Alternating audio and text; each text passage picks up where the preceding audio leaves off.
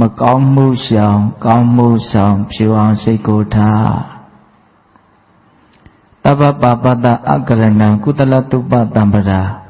သာစိတ်တပရိယောတပနံဧတံဗုဒ္ဓနာသာသနာလို့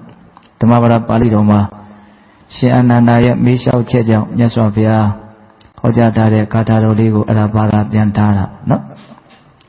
ကင်းကဝါလူတဲစုမကဝင့်တော်မူကြပြီးဘုရားအဆူစုတို့ရဲ့အစိုးအမဩဝါဒအနှစ်ချုပ်တနည်းအားဖြင့်ပိဋကတ်သုံးပုံရဲ့အနှစ်ချုပ်လို့လည်းဆိုနိုင်တယ်ပေါ့မကောင်းမှုရှောင်ကောင်းမှုဆောင်ဖြူအောင်စိတ်ကိုထားတပ္ပပပတ္တအကရဏမကောင်းတာမှန်သမျှမပြုတ်လို့ဖြစ်အောင်မပြောပြအောင်မတွေးပြအောင်ရှောင်ကျင်ရမယ်ဆိုတဲ့အဆုံးအမကုသလတုပတံပရာကောင်းမှုမှန်သမျှမိမိတန်တန်မှာပြည့်စုံအောင်ကြိုးစားအထောက်ကြရမယ်လို့ဆိုတဲ့အဆုံးအမသစိတ်တပရိယောတပနံမိမိရဲ့စိတ်ကိုဖြူရှင်တန်ရှင်းအပြစ်ကင်းအောင်ကြိုးစားအထောက်ကြရမယ်ဆိုတဲ့အဆုံးအမကြီးဘယ်နှမျိုးလဲ၃မျိုးမကောင်းမှုရှောင်ကောင်းမှုဆောင်ဖြူအောင်စိတ်ကိုထားအဲ့ဒါဦးဇင်းတို့ဒီနေ့ညမကောင်းမှုရှောင်ဆိုတာလေးကိုဦးစားပေးပြီးတော့ပြောရဒီမှာ10ညလောက်ဦးဇင်းတို့ပြောမှာဆိုတော့ပေတပေါင်းတော်ကောင်းတို့ရဲ့ခေါင်းထဲမှာလည်းပဲဟောခဲ့တဲ့တရားလေးတွေကိုအစီအစဉ်တွေကြမှတ်သားမိစေခြင်းနဲ့ပေါ့နော်မနေ့တုန်းကနှလုံးသွင်းမှန်ပါစေယောနိသောမနတိကာရအရေးကြီးဆုံးလို့ထင်လို့အဲ့ဒါကိုပထမဦးဆုံးနေ့မှာပြောပါတယ်ဒီကနေ့မကောင်းမှုရှောင်ဆိုတာကိုပြောမယ်မနေ့ပြန်မှာကောင်းမှုဆောင်ဆိုတာကိုပြောမယ်နောက်ရက်မှာစိတ်ကိုဖြူအောင်ထားဆိုတာကိုပြောမယ်နောက်ဒေသနာတွေဆိုတာက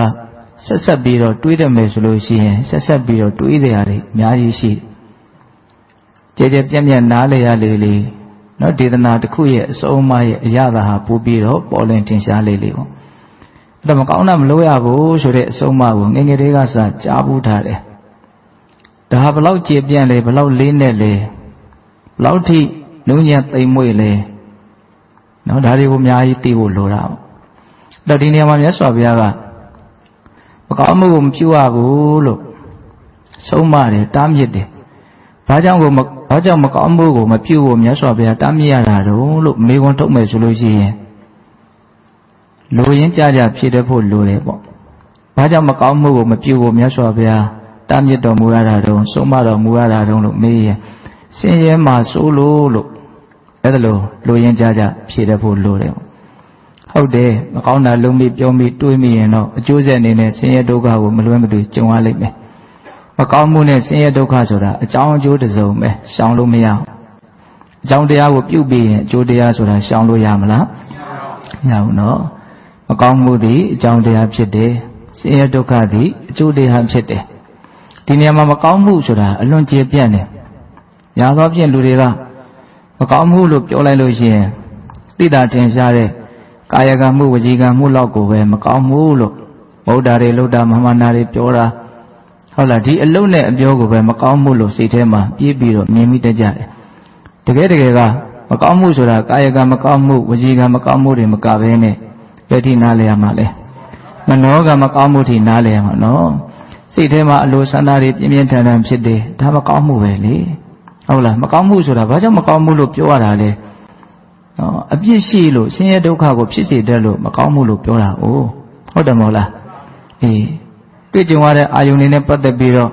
အလိုမကျမှုတွေစိတ်တိုင်းမကျမှုတွေဖြစ်နေပြီဆိုရင်ဒါပါလေမကောင်းမှုပေါ့မိမိရောပေါ့ဆဆဝါရတံဘိုးအချိန်ခါရတံဘိုးကိုနားမလဲပဲနဲ့ဖြစ်တယ်လို့နေနေတယ်ပမာဒလွှမ်းမိုးပြီးတော့မောဟနဲ့နေနေတယ်ဆိုရင်ဒါလည်းပါလေမကောင်းမှုပဲเนาะဒါကြောင့်မကောင်းမှုကင်းမှုဆိုတာထင်တယ်လို့မလွယ်ဘူးเนาะတချို့ကလွယ်လေးပြောရတာရှိတယ်တို့ဘာအကုသိုလ်ရှိပါဘူးပြောရတာရှိတယ်เนาะအကုသိုလ်ကင်းဖို့ဆိုတာလွယ်မလားမလွယ်ဘူးเนาะကာယကံဝစီကံမကောင်းမှုကင်းကောင်းကင်းနိုင်ပြီမလို့မနောကံမကောင်းမှုကင်းဖို့ကြတော့မလွယ်တော့ဘူးညာစုကတော့ဝစီကံမကောင်းမှုကင်းဖို့တောင်သိပြီးတော့မလွယ်ပါဘူးဟုတ်လားအဲ့တော့ဦးဇင်းတို့ပိဋကပေါင်းတော်ကောင်းတို့ဘာကြောင့်မကောင်းမှုကိုမြတ်စွာဘုရားကရှောင်ဖို့တိုက်တွန်းတာတော့ဆုံးမတာတော့လို့မေးရင်ဆင်းရဲမှာဆိုလို့ဒီအခြေခံကြတဲ့လိုရင်းကြတဲ့အဖြေလေးကိုဖြေတတ်ဖို့လိုတယ်ပေါ့အဲ့တော့ဒီနေရာမှာမကောင်းမှုတွေအကြောင်းတရားဆင်းရဲဒုက္ခတွေအကျိုးတရားဆိုတာလေးကိုပေါ်လွင်ထင်ရှားအောင်မြတ်စွာဘုရားကုရံပါဠိတော်မှာ နောက်မှတန်းတင်ထားတဲ့မြတ်စွာဘုရားဥထမ်းကျူခဲ့တဲ့ကာထာလေးတစ်ပုဒ်ရှိတယ်နောက်အခါတစ်ပါးမှာဘုရားရှင်ကိုရောင်မြတ်ကြီးဇေတဝန်ကျောင်းတိုက်တော်မှာသတင်းသုံးတော်မူရင်းနဲ့နန္ဒခင်းခါကာလတာဝတိမြို့ထဲကိုမြတ်စွာဘုရားဆွမ်းခံကြွတယ်အဲလိုဆွမ်းခံကြွတဲ့ခါကျတော့ကျောင်းတော်နဲ့မြို့ရဲ့ကြားထဲမှာရေကန်ကြီးရှိတယ်ဇေတဝန်ကျောင်းနဲ့မြို့ရဲ့ကြားထဲမှာရေကန်ကြီးရှိတယ်အဲ့ဒီရေကန်ရဲ့ဘေးကနေမြတ်စွာဘုရားမြို့ထဲကိုဥတည်ပြီးတော့ဖြတ်လျှောက်သွားတော့အဲ့ဒီရေကန်ထဲမှာကလေးတွေငါးဖမ်းနေတာကိုတွေ့ရတယ်နော်အဲ့ကိုတွေ့တော့မြတ်စွာဘုရားကလေးတွေပဲဆိုပြီးတော့သူတို့ကိုလစ်လျူရှုပြီးတော့မထားရဘူးအဲ့ဒီနောက်ကိုကြွသွားပြီးတော့မြတ်စွာဘုရားအမေးတော်ရှိတယ်အဲ့ဒီကလေးတွေကိုကလေးတွေကိုနားခေါ်ကလေးတွေကလည်းရောက်လာပြီးတော့ဗာပြောတော့ဆိုတော့จิตသားတို့တဲ့သင်တို့ဟာဆင်းရဲဒုက္ခကိုမနှစ်သက်ကြမှု၍ဆင်းရဲဒုက္ခကိုကြောက်ကြသလားတဲ့မေးပုံလေးကဆင်းရဲဒုက္ခကိုမနှစ်သက်ဖဲနဲ့ဆင်းရဲဒုက္ခကိုကြောက်သလားလို့မေးတဲ့အခါကျတော့အဲ့ဒီကလေးတွေကမြတ်စွာဘုရားတဲ့ဆင်းရဲဒုက္ခကိုတပည့်တော်မနှစ်သက်ပါဘူးတဲ့ဆင်းရဲဒုက္ခကိုတပည့်တော်ကြောက်လဲကြောက်ပါတယ်ဒါတော့လူတိုင်းသိဉာဏ်ရှိတဲ့လူမှရဲ့ဆင်းရဲကိုဘယ်သူမှမနှစ်သက်ပါဘူးဆင်းရဲကိုကြောက်လဲကြောက်ပါတယ်ဟုတ်လားအဲ့ဒါလိုလဲဖြေလိုက်ရောမြတ်စွာဘုရားကဥဒန်းကျူးတယ်တဲ့ဥဒန်းကျူးတယ်ဆိုတာကဘသူ့ကိုရည်ညွှန်းပြီးတော့ပြောလိုက်တာမျိုးမဟုတ်ဘူးစိတ်ထဲမှာမဆန့်တော့လို့နှုတ်တော်ကနေရှမ်းကြလာတဲ့စကားပေါ့ဒါကိုဥဒန်းလို့ခေါ်တာဟုတ်အဲ့ဒါဥဒန်းကျူးတယ်တဲ့မြတ်စွာဘုရားကသစေဘာယထဒုက္ခတသစေယောဒုက္ခမပိယံမာကထပါပကံကမ္မအဝိဝါယတိဝါဒဟောတယ်နော်အဓိပ္ပာယ်ကဘာပြောတော့သစေဘာယထဒုက္ခတဆင်းရဲဒုက္ခကိုတကယ်လို့ကြောက်ကြတယ်ဆိုလို့ရှိရင်သစေယောဒုက္ခမပိယံဆင်းရဲဒုက္ခကိုတကယ်လို့မနှစ်သက်ကြဘူးဆိုလို့ရှိရင်မာကထပါပကံကမ္မအဝိဝါယတိဝါဒဟောတယ်ကိုယ်ရာမှာပဲဖြစ်ဖြစ်လူရှိမှာပဲဖြစ်ဖြစ်မကောင်းတာကိုမလုပ်ရဘူးတဲ့။အလွန်ပြည့်စုံတယ်နော်။ဆင်းရဲကိုကြောက်တယ်။ဆင်းရဲကိုမနှစ်သက်ဘူးဆိုလို့ရှိရင်မကောင်းတာကိုမလုပ်ရဘူးတဲ့။မကောင်းတာကိုမလုပ်ရဘူးလို့တားမြစ်တဲ့နေရာမှာရှိကဝိသေသနာစကားလေးကိုသတိထားမိဖို့လိုတယ်။အာဝိဝါယတိဝါဒဟောတယ်။ကိုယ်ရာမှာပဲဖြစ်ဖြစ်လူရှိမှာပဲဖြစ်ဖြစ်တယ်။ဒါအလွန်ရေးပါတယ်လို့ထင်တယ်နော်။ညာသောဖြင့်တရားဓမ္မတို့ဦးဇင်းတို့ပုထုဇဉ်တွေဟာနော်လူရှိမှဆိုရင်တော့များသောအားဖြင့်ဟန်ပန်ပန်စောင့်စည်းမှုနဲ့နေကြတာပေါ့နော်ကိုယ်ရာရောက်ပြီးတယောက်တည်းဖြစ်နေပြီဆိုရင်တော့နော်စိတ်ကိုလွတ်ထားကြတာပဲများတယ်ပေါ့ဟုတ်လားဒါကြောင့်မကောင်းမှုရဲ့အကျိုးဆက်ကိုသိမြင်ပြီးတော့ကိုယ်ရာမှာပဲပြုလူရှိမှာပဲပြုမကောင်းမှုကတော့သူ့ရဲ့အကျိုးပေးကိုဖြစ်စေမှာပဲလို့နားလည်ပြီးတော့ဆင်းရဲကိုကြောက်တယ်ဆင်းရဲကိုမနှစ်သက်ဘူးဆိုရင်အဲ့ဒီပုဂ္ဂိုလ်ဟာကိုယ်ရာမှာပဲဖြစ်ဖြစ်လူရှိမှာပဲဖြစ်ဖြစ်ကောင်းတာကိုလုပ်ရဦးတဲ့သစေစပါပကံကမ္မကရိတ္ထဝါကရောတိဝါကရိတ္ထဝါတကယ်လို့မကောင်းတာကိုအခုလည်းပြုမယ်နောင်လည်းပြုကြမယ်ဆိုလို့ရှိရင်တဲ့နာဝဒုက္ခပမုတ်တယတိသင်တို့ဟာဆင်းရဲဒုက္ခမလွတ်နိုင်ဘူးတဲ့ဥပိစပိပလာယတံ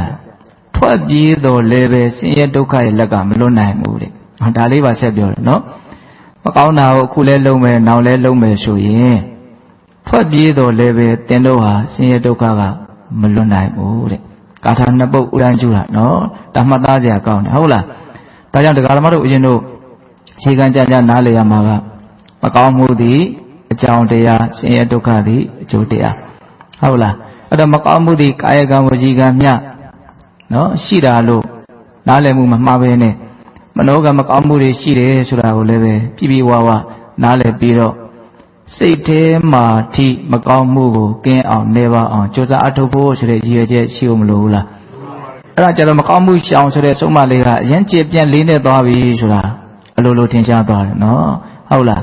အဲ့လိုဆိုလို့ရှိရင်ဦးဇင်းတို့ဒီကနေ့ညနော်ဦးစားပေးပြီးတော့ပြောချင်တာကအဲ့ဒီဆင်းရဲဒုက္ခရဲ့အကြောင်းတရားဖြစ်တဲ့ဒီမကောင်းမှုအကုသိုလ်တရားတွေကိုဘယ်ပုံပဲနည်းရှောင်ကျင်ကြမလဲဘယ်ပုံပဲနည်းဖယ်ရှားဖို့ကြိုးစားကြမလဲဆိုတဲ့အပိုင်းဒေသနာတော်တွေကိုလေ့လာတဲ့အခါမှာနှမျိုးစုံနဲ့မြတ်စွာဘုရားကမကောင်းတာကိုမလုပ်ဖြစ်အောင်ရှောင်ကျင်ဖြစ်အောင်ဖယ်ရှားနိုင်အောင်သင်ပြပေးတာဆုံးမပေးတာတွေအများကြီးရှိတယ်အဲ့ဒီတည်းကဦးဇင်းတို့အလွန်ကြိုက်တဲ့သုတ်တန်တစ်ပုဒ်ရှိတယ်အဲ့ဒါကမကောင်းမှုကိုဖယ်ရှားဖို့ ကုသိုလ်ကိလေသာတရားတွေကိုဖယ်ရှားဖို့အတွက်မြတ်စွာဘုရားရှုထောင့်မျိုးစုံကနေအဲ့ဒီတုတ်တန်တရားတစ်ပုဒ်ထဲမှာနီလန်းတွေကိုအများကြီးပေးထားတယ်နီလန်း6မျိုးပေးထားတယ်အဲ့ဒီနီလန်း6မျိုးကိုမှတ်သားမိသိခြင်းနဲ့ပေါ့နော်တကယ်လက်တွေ့ဘဝမှာအသုံးချမယ်ဆိုတဲ့စိတ်ကလေးနဲ့မှတ်သားသိခြင်းနဲ့ပေါ့ဟုတ်လားဆိုရပါစို့ကိုယ်မှာတစုံတရာယောဂဆွဲကပ်နေတယ်ဒီယောဂဝေဒနာကြောင့်လည်းပဲပြင်းပြင်းထန်ထန်ဒုက္ခဝေဒနာကိုခံစားနေရတယ်ဆိုရပါစို့အဲ့လိုဆိုလို့ရှိရင်ဒီယောဂရဲ့အကြောင်းကိုကောင်းကောင်းသိတဲ့နော်တက်ကျွမ်းတဲ့ဆရာကမင်းဒီယောဂပျောက်ခြင်းလို့ရှိရင်နော်ဒီစေအနည်းလေးကိုမင်းဖော်ပြီးတော့စားနော်ဘာကဘလောက်ထဲဘာကဘလောက်ထဲဘာကဘလောက်ထဲအဲ့ဒါဆိုမင်းတေချာပေါက်ပျောက်မယ်အဲ့ဒါကဆရာရဲ့ပုံမှာလည်းယုံကြည်တယ်သူပြောတဲ့စေရဲ့ပုံမှာလည်းယုံကြည်တယ်ဆိုလို့ရှိရင်တော့ဒီစေကိုဖော်ပြီးတော့စားရမှာပဲဟုတ်လားအဲ့လိုဆိုရင်စေကိုဖော်စားမယ်လို့စိတ်ကူးပြီဆိုရင်တော့စေဖော်ဖို့အတွက်သူပေးတဲ့နည်းကိုတော့တေးသေးချာချာမှတ်ဖို့တော့လိုလိမ့်မယ်ဟုတ်တယ်မဟုတ်လားစေနည်းကိုပြောတာပဲကြားလိုက်တယ်ပြီးတော့ဘာကဘလောက်ထည့်ရမှမသိဘူးဆိုရင်ဇဝေဇဝါတွေဖြစ်ကုန်နော်ဟုတ်လားဒါကြောင့်ယောဂဆွဲနေတဲ့ပုဂ္ဂိုလ်တရားယောဂပျောက်ခြင်းနဲ့ယောဂပျောက်စေတဲ့စေကိုရလာပြီဆိုရင်အဲ့ဒီစေနည်းကိုတေချာပေါက်နော်ပြီးပြီးပြင်းပြင်းတိတိကျကျမှတ်သားလို့အပ်တယ်လို့ဒီတရားဒေသနာကိုလည်းအဲ့လိုမှတ်သားစေခြင်းနဲ့ပြောရရင်ဒကာဓမ္မတို့ဦးဇင်းတို့တန်တာမှာဒီအာဟုတို့တွေကိလေသာတွေအပူဓာတ်လောင်ဓာတ်တွေကယောဂတစ်ခုအနေနဲ့စွဲနေတာရှိတယ်နော်ဆင်းရဲတယ်ဆိုတာလည်းကားဆင်းရဲတာမဟုတ်ဟုတ်လားအဲ့ဒီယောဂဝေဒနာကြောင့်အဲ့ဒီယောဂကြောင့်မဖြစ်တာတော့ဆင်းရဲရတာဟုတ်လားအဲ့တော့မြတ်စွာဘုရားကဒီသုတ်တန်လေးနော်သုတ်တန်ရဲ့နာမည်ကအတဝသုတ်တန်လို့နာမည်ပေးပြီးတော့ဦးဇင်းတို့အင်္ဂုတ္တပါဠိတော်စက္ကနိပတ်ထဲမှာမှတ်တမ်းတင်ထားတယ်အသောပေကြောင့်နိလန်းကောင်းများဆိုပြီးတော့ဦးဇင်းတို့အကျဉ်းတော်ဟောထားတာလည်းရှိပါတယ်နောက်တရားတွေကတော့ဟောပြီးသားတရားတွေနာပြီးသားတရားတွေပဲဟောပြမယ်နော်မနေ့တုန်းကပြောခဲ့ပြီဟုတ်လားနောက်ထပ်အသေးစမ်းနော်ပြောတတ်တဲ့ပြောရလောက်အောင်လဲဦးဇင်းတို့မှာအလောက်ကြီးပြင်းပြအများကြီးသိထားတာမရှိပါဘူးဟုတ်လားတော့ဒါတည်းလည်းပို့ပြီးတော့အများကြီးမပြောတတ်ဘူးနော်ဒါကြောင့်မို့လို့ပြောပြီးသားတရားတွေတချို့လည်းနာဖို့ပြီးသားဖြစ်လိမ့်မယ်ဟုတ်လားအေးအဲ့ဒီအတဝသုတ်တံမှာမြတ်စွာဘုရားဘယ်လိုလေးဟောပြထားလဲဆိုတော့ယဟန်တို့တဲ့အခုပြောမယ့်အင်္ဂါ6ပါးနဲ့ပြည့်စုံအောင်ကျင့်သုံးနိုင်မယ်ဆိုရင်အဲ့ဒီယဟန်ဟာအာဟုနေယပါဟုနေယဒက္ခိနေယအစ္စလိကရဏီယအနုတ္တရပုညခိတံလောကတ္တလို့ဆိုတဲ့နော်ဂုဏ်5ပါးနဲ့ပြည့်စုံတဲ့ယဟန်လို့မှတ်ရမယ်တဲ့နော်ယဟန်တစ်ပါးမှာအခုပြောမယ့်အည်အသွေး6ချက်တကယ်လို့ရှိမယ်ဆိုလို့ရှိရင်အဲ့ဒီယဟန်ဒီအာဟုနေယအယဝေးကယူလာတဲ့ဝတ္ထုပစ္စည်းကိုလှူခံယူရင်းကထိုက်တယ်ဆိုတဲ့ဂုဏ်ရှိတယ်ပေါ့ပါဟုနေယဧည့်သည်လွန်ကထားတဲ့ဝတ္ထုပစ္စည်းတွေကိုအလှူခံယူခြင်းကထိုက်တဲ့ဂုဏ်ရှိတယ်ပေါ့နော်ဒက္ခိနေယတမလွန်လောကအတွက်ကောင်းကျိုးချမ်းသာကိုရဖို့အတွက်ရည်မှန်းပြီးတော့အလှူတဲ့အလှူဒါနကိုအလှူခံခြင်းကထိုက်တယ်ပေါ့အစ္စလိကရဏီယလက်ဥချီမိုးရှိခိုးခြင်းကိုလည်းခံယူထိုက်တယ်နုတ္တရပုညခိတံလောကတ္တတလောကလုံးရဲ့ကောင်းမှုတည်းဟူသောမျိုးစေ့ကိုစိုက်ပျိုးကျဲချရာလေယာမြေကောင်းကြီးတစ်ပွဲလည်းဖြစ်တယ်လို့ဂုဏ်မတစ်ခုတော့အားကိုဒီအင်္ဂါ6ချက်နဲ့ဒီအည်အသွေး6မျိုးနဲ့သာပြည့်စုံအောင်နေထိုင်ကျင့်ကြံနိုင်မယ်ဆိုရင်ဒီဂုဏ်5ပါးနဲ့ပြည့်စုံတဲ့ပုဂ္ဂိုလ်လို့ဆိုရမယ်တဲ့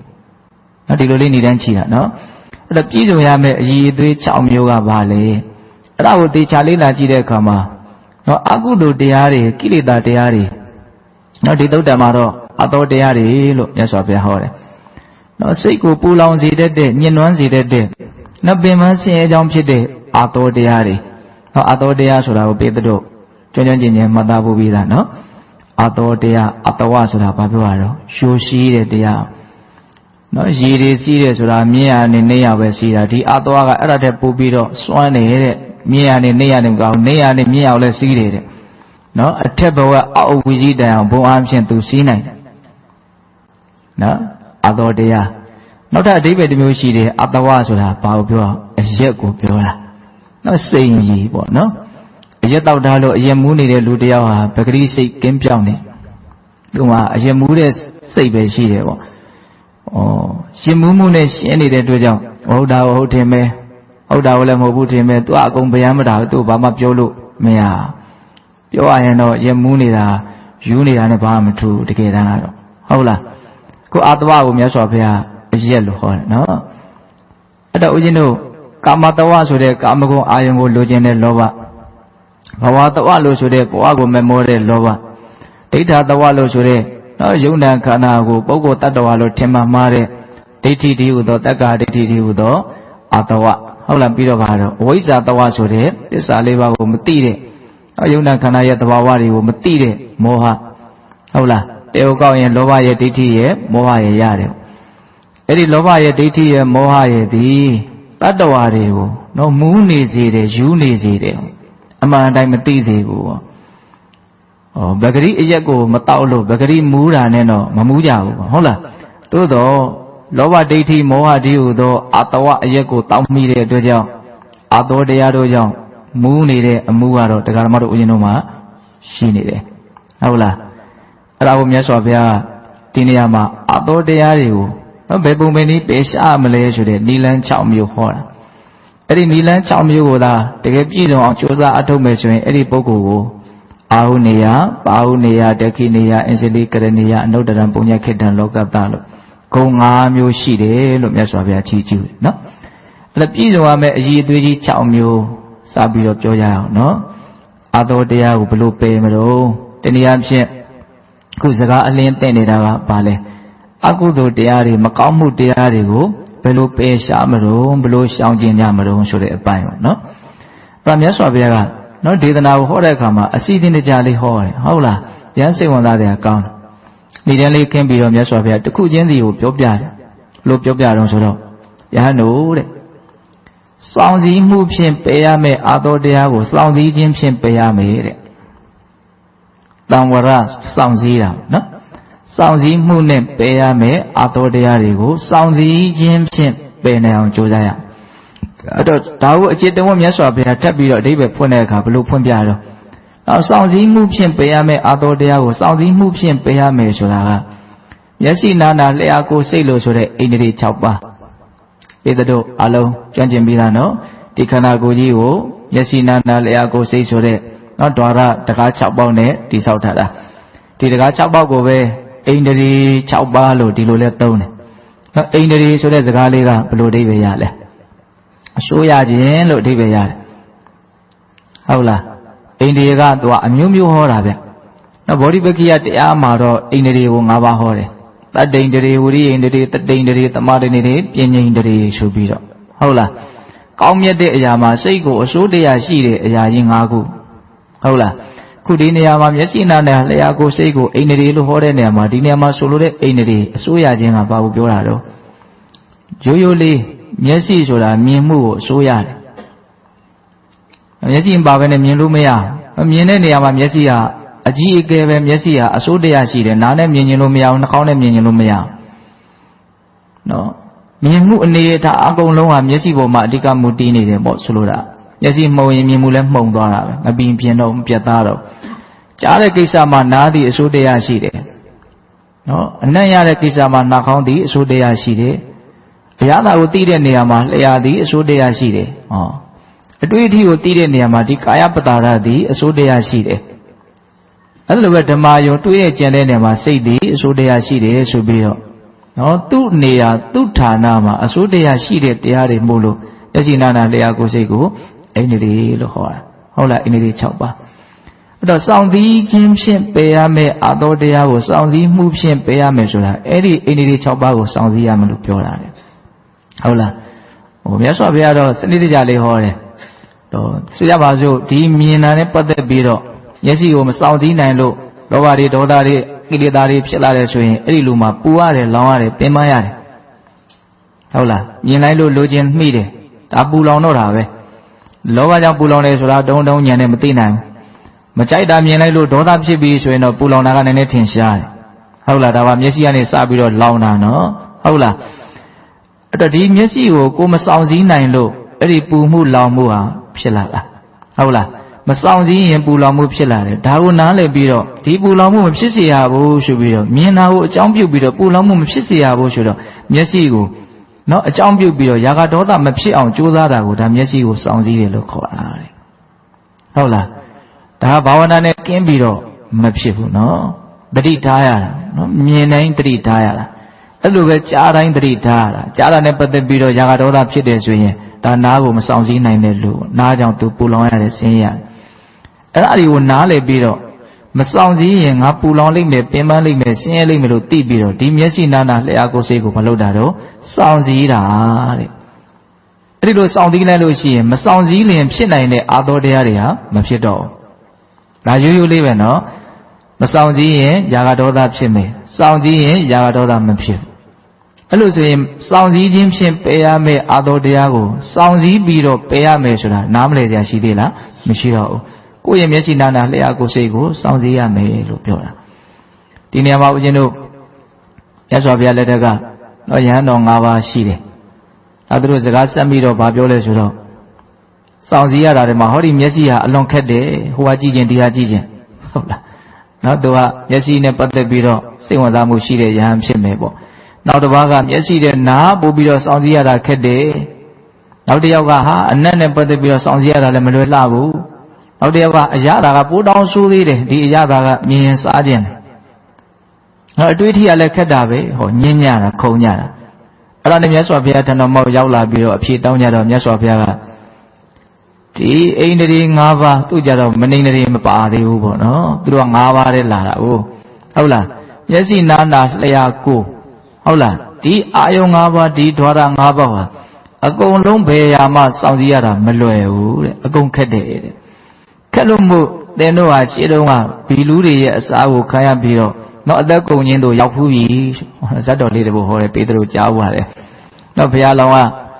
ကတော့တက္ကသိုလ်ကြီးမှာဘုရင်တစ်ပါးရဲ့သားဖြစ်တယ်အငယ်ဆုံးဆိုတော့ထိနှန်းစည်းစိမ်ရဖို့သူကမသေးကြဘူးအဲ့ဒီမှာပြည့်စေကဗုဒ္ဓရှင်မြတ်တွေကထိနှန်းစည်းစိမ်ကိုရခြင်းရင်နော်တိုင်းပြည်တစ်ခုကိုရောက်သွားမယ်နော်ဝေးရနဲ့ပတ်သွားလို့ရှိရင်တော့ခကြီးရောက်ဖို့မလွယ်ဘူးဖြက်လန်းသွားရင်မြန်မြန်ရောက်မယ်ဒါပေမဲ့ဖြက်လန်းသွားရင်တော့ဘီလူတွေရှိတယ်ဒါတင်သွားနိုင်လို့ရှိရင်အဲ့ဒီမှာသင်ရှင်ပင်ဖြစ်လိမ့်မယ်အဲ့ဒါနဲ့စွန့်သားပြီးတော့သွားမယ်ဆိုတော့သူ့ရဲ့နောက်ကနောက်တော်ပါငယ်ပါတွေအပေါင်းပါတွေကသူတို့လဲလိုက်မယ်ဆိုတော့9ယောက်လိုက်သွားကြတာလမ်းကြတော့ဘီလူမတွေဖန်ဆင်းထားတဲ့ရှူပါယုံမှာဆွဲညှိပြီးတော့တယောက်ကကြံရစ်တယ်ဘီလူတွေမှတည့်ရတဲ့ကြံရစ်တာနော်ကြားဦးတယ်နော်ဒီဇက်တော်ကိုကြားဦးတယ်နော်ဟုတ်လားနောက်တယောက်ကအတန်မှာဆွဲညှိပြီးတော့ကြံရစ်တာအဲ့ဒါအာယုံ၅ပါးနောက်ကလိုက်တော့တဲ့9ယောက်အကုန်ပြုတ်ပြီးတော့ကြံရစ်တယ်အခုစံအဒီဇက်တော်ကိုဖတ်ကြည့်တဲ့အခါစိတ်ထဲမှာဘလို့ခံစားရအောင်ဆိုတော့ဒီအခုဖန်ဆင်းပြနေတဲ့အစင်းတွေအတန်တွေအနက်တွေရတာတွေအတွေ့အထိတွေဟာဘီလူမတွေကထောင်ချောက်ဆင်ပြီးတော့သူတို့ကိုစားမလို့ဖန်ဆင်းပြထားတာဆိုတာကိုသူတို့သိတယ်တိပါလျက်ကယ်နဲ့အဲ့ဒီမှာတိတိကြီးနဲ့ကြံရစ်တယ်အဲ့ဒီအချက်ကိုစဉ်းစားမိတယ်ဟာဒီလူတွေကအလွန်မိုက်တာပဲလို့မထင်နဲ့နော်လူတိုင်းမိုက်နိုင်တယ်နော်အဲ့တော့ဦးဇင်းဘာစဉ်းစားမိဆိုတော့အာယုန်တွေကိုတိတ်တော့အထင်မသေးနဲ့ဟုတ်လားနော်အသေးခံပြီးတော့မိုက်ရဲလောက်အောင်ထိနော်စွဲညှိစေတတ်တယ်နော်ကိုင်းသေးတာနဲ့ဒီအာယုန်ကိုရတာနဲ့ဘယ်ဘုရားရွေးမယ်လို့သိရင်လည်းသိပါစေအာယုန်ရရင်ပြီးတာပဲဆိုအဲ့ဒီထိတောင်မှအာယုန်တွေဟာတတ္တဝါကိုဆွဲဆောင်နိုင်တယ်ဒါကိုနားလေစေချင်တာပေါ့နော်မြင်ရရင်ပြီးတော့သိရင်သိပါစေကြားရင်ပြီးတော့သိရင်သိပါစေဒီထိသွားမှာနော်ဟုတ်လားအဲ့တော့မြတ်စွာဘုရားအဲ့ဒီမှာအဲ့ဒီယဟန်တော်၅ပါးဒီလိုလျှောက်ထားလာတာကိုအကြောင်းပြုပြီးတော့အဲ့ဒီဇတ်တော်လေးကိုဟောပြီးတော့ဂါထာနှစ်ပုဒ်ဟောတာရှိတယ်ဓမ္မပဒပါဠိတော်မှာသက္ခုနာတံဝရောတာရုတာရုတောတေနတံဝရောဂာနေနတံဝရောတာရုတာရုဇိဝါယတံဝရောကာယေနတံဝရောတာရုတာရုဝါစာယတံဝရောနော်မနတ္တတံဝရောတာရုတာရုတပ္ပထတံဝရောတပ္ပထတံဝရောဘိက္ခုတပ္ပဒုက္ခဗမုစ္စတိတဲ့ဂါထာနှစ်ဂါထာကိုဟောတယ်နော်အဓိပ္ပာယ်ကဘာပြောတော့သက္ခုနာတံဝရောတာရုမျက်စိကိုစောင့်စည်းနိုင်ခြင်းဟာကောင်းတယ်တဲ့မနေ့ကတော့စိတ်ကိုစုံမနိုင်ခြင်းဟာကောင်းတယ်လို့ပြောနော်တာဓုဆိုတာဗာလဲကောင်းတယ်လို့ပြောတာဟုတ်လားသက္ခုနာတံဝရောတာရုမျက်စိကိုစောင့်စည်းခြင်းဟာကောင်းတယ်တာဓုတောတေနတံဝရောနားကိုစောင့်စည်းခြင်းဟာလည်းကောင်းတယ်ဟုတ်လားဒီအကြောင်းလေးနဲ့ပတ်သက်ပြီးတော့ဒီအတန်လေးနဲ့ပတ်သက်ပြီးတော့လောဘဒေါသမောဟမဖြစ်အောင်ကြိုးစားတာကိုပြောတာနော်လောကီလိုလည်းပဲဒါကအရန်အသုံးတည့်မယ်လို့ထင်တယ်နော်မနေ့လေဘုံဘုံဈေးထဲကိုရောက်တယ်ဟုတ်လားတေချာကြည့်တယ်လူတွေအတွက်အများကြီးမလိုတာတွေတခင်မလိုတာတွေပဲများတယ်နော်တကယ်လိုတာတွေကသိမ့်မရှိဒီမှာထူးထူးခြားခြားတွေ့ရတော့နေရာတိုင်းမှာစားနေကြတာပဲအကုန်စားနေတာပဲသွားရင်လည်းစားနေတယ်နော်နေရာတကာတိုင်းစားတိုင်းနေကြည့်ပဲနော်အဲ့ဒါမြတ်စွာဘုရားကောင်းကျင်တယ်ဆိုရင်စောင့်စည်းရမယ်ပေါ့နော်မျက်စိကိုစောင့်စည်းခြင်းဒီကောင်း၏နားကိုစောင့်စည်းခြင်းဒီကောင်း၏နှာခေါင်းကိုလျှာကိုကိုယ်ကိုဟုတ်လားအဲ့ဒီကိုယ်ကိုကြတော့မြတ်စွာဘုရားနှစ်မျိုးအဓိပ္ပာယ်ထွက်တဲ့စကားနဲ့ဟောတယ်ကာယေနတံဝရောတာရုဆိုတာ ဒီအတွေ့အထိနဲ့ပတ်သက်ပြီးတော့ကာယပတာရကိုစောင့်စည်းတယ်ဆိုတဲ့အဓိပ္ပာယ်နဲ့ကိုယ်အဓိပ္ပာယ်တစ်မျိုးဟောတယ်ကာယဒုစရိုက်ကိုမလုပ်သင့်ဘူးဆိုတဲ့ကာယကံရှုတော့ကနေပြီးတော့ကိုယ်အဓိပ္ပာယ်တစ်မျိုးဟောတယ်ဟုတ်လားနောက်ဦးဇင်းတို့ဝါစာယတံဝရောတာရုလို့အိန္ဒိ6ပါးနဲ့မပါဘဲနဲ့စကားကိုစောင့်စည်းရမယ်တော့နှုတ်ကသူကအရာသာကိုစောင့်စည်းတဲ့အဓိပ္ပာယ်တစ်မျိုးရှိတယ်အပြောကိုစောင့်စည်းရမယ်ဆိုတဲ့အဓိပ္ပာယ်တစ်မျိုးရှိတယ်ဒေသနာကကျဲတယ်နော်ဟုတ်လားနော်ကာယေနတံဝရောတာရုဝါစာယတံဝရော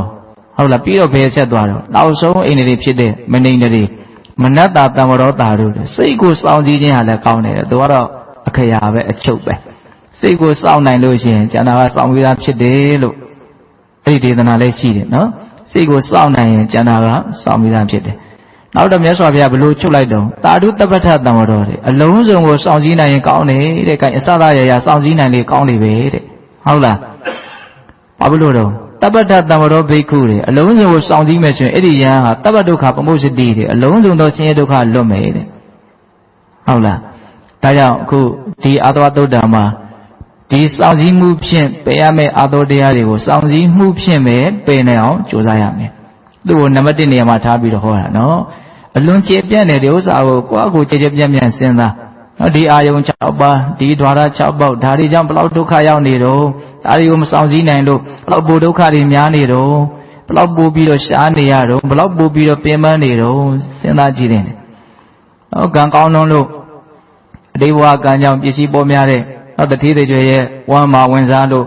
ဘလို့ကုံအောင်သုံးရမှမသိလို့ရှောက်သုံးနေရတယ်ဆိုရင်သိမထောင်းတာဘူးကိုသုံးရမှကိုယ့်ကိုရှားနေရဆိုရင်တော့မတန်ဘူးဟုတ်လားအဲ့စဉ်းစားကြအလွန်ကောင်းတယ်နော်အဲ့တချို့က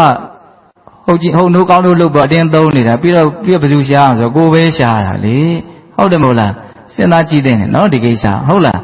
ဒါကြောင့်ပေတပေါင်းတော်တို့အကုသိုလ်တွေကိလေသာတရားတွေအသောတရားတွေကိုပယ်ဖို့အတွက်မြတ်စွာဘုရားပထမဆုံးပေးတဲ့နိလန်းကယစီနာနာလျာကိုယ်စိတ်ကိုစောင့်စည်းရမယ်မစောင့်စည်းရင်ဖြစ်နိုင်တဲ့ကိလေသာအသောတရားတွေကိုစောင့်စည်းခြင်းအဖြစ်မဖြစ်အောင်ကြိုးစားရမယ်ဒါပြောတာနော်နောက်ဦးဇင်းတို့ဗာဆက်ပြီးတော့ပြောတော့နော်စောင့်စည်းမိဝဲတိခံမြဲနောက်ဦးဇင်းစောင့်ပုဒ်ကလေးစီထားတယ်မှတ်မိအောင်လို့နောက်စောင့်စည်းပြီးတော့မိဝဲတဲ့နော်ပฏิသေဝနာ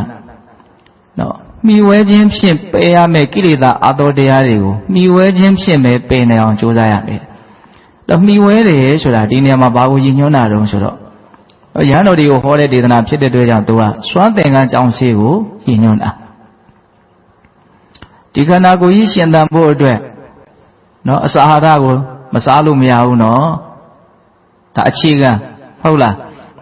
အဝတ်ဝတ်မပေးလို့မရဘူးနောက်နေရာထိုင်ခင်းနဲ့မနေရလို့မရဘူးဟုတ်လားပြီးရင်ဗာလဲစေဝါမမီဝဲရလို့မရအောင်ခန္ဓာကိုယ်ရဲ့အဓိကလိုအပ်ချက်ကြီးတွေလို့မဆိုနိုင်ဘူးလားအဲ့ဒါကိုမမီဝဲလို့မရဘူးမမီဝဲလို့ရှိရင်ဘာဖြစ်မလို့ပြဿနာဖြစ်မယ်ပေါ့ဟုတ်လားခန္ဓာကိုယ်မကျွေးဘဲနဲ့ထားရင်ဘာဖြစ်မလို့ဒုက္ခရောက်မယ်ပေါ့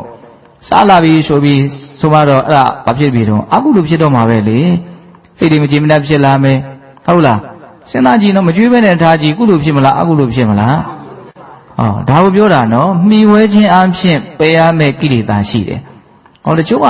အစွန်းရောက်ကြတာလေဟုတ်လားမစားဘဲနေမယ်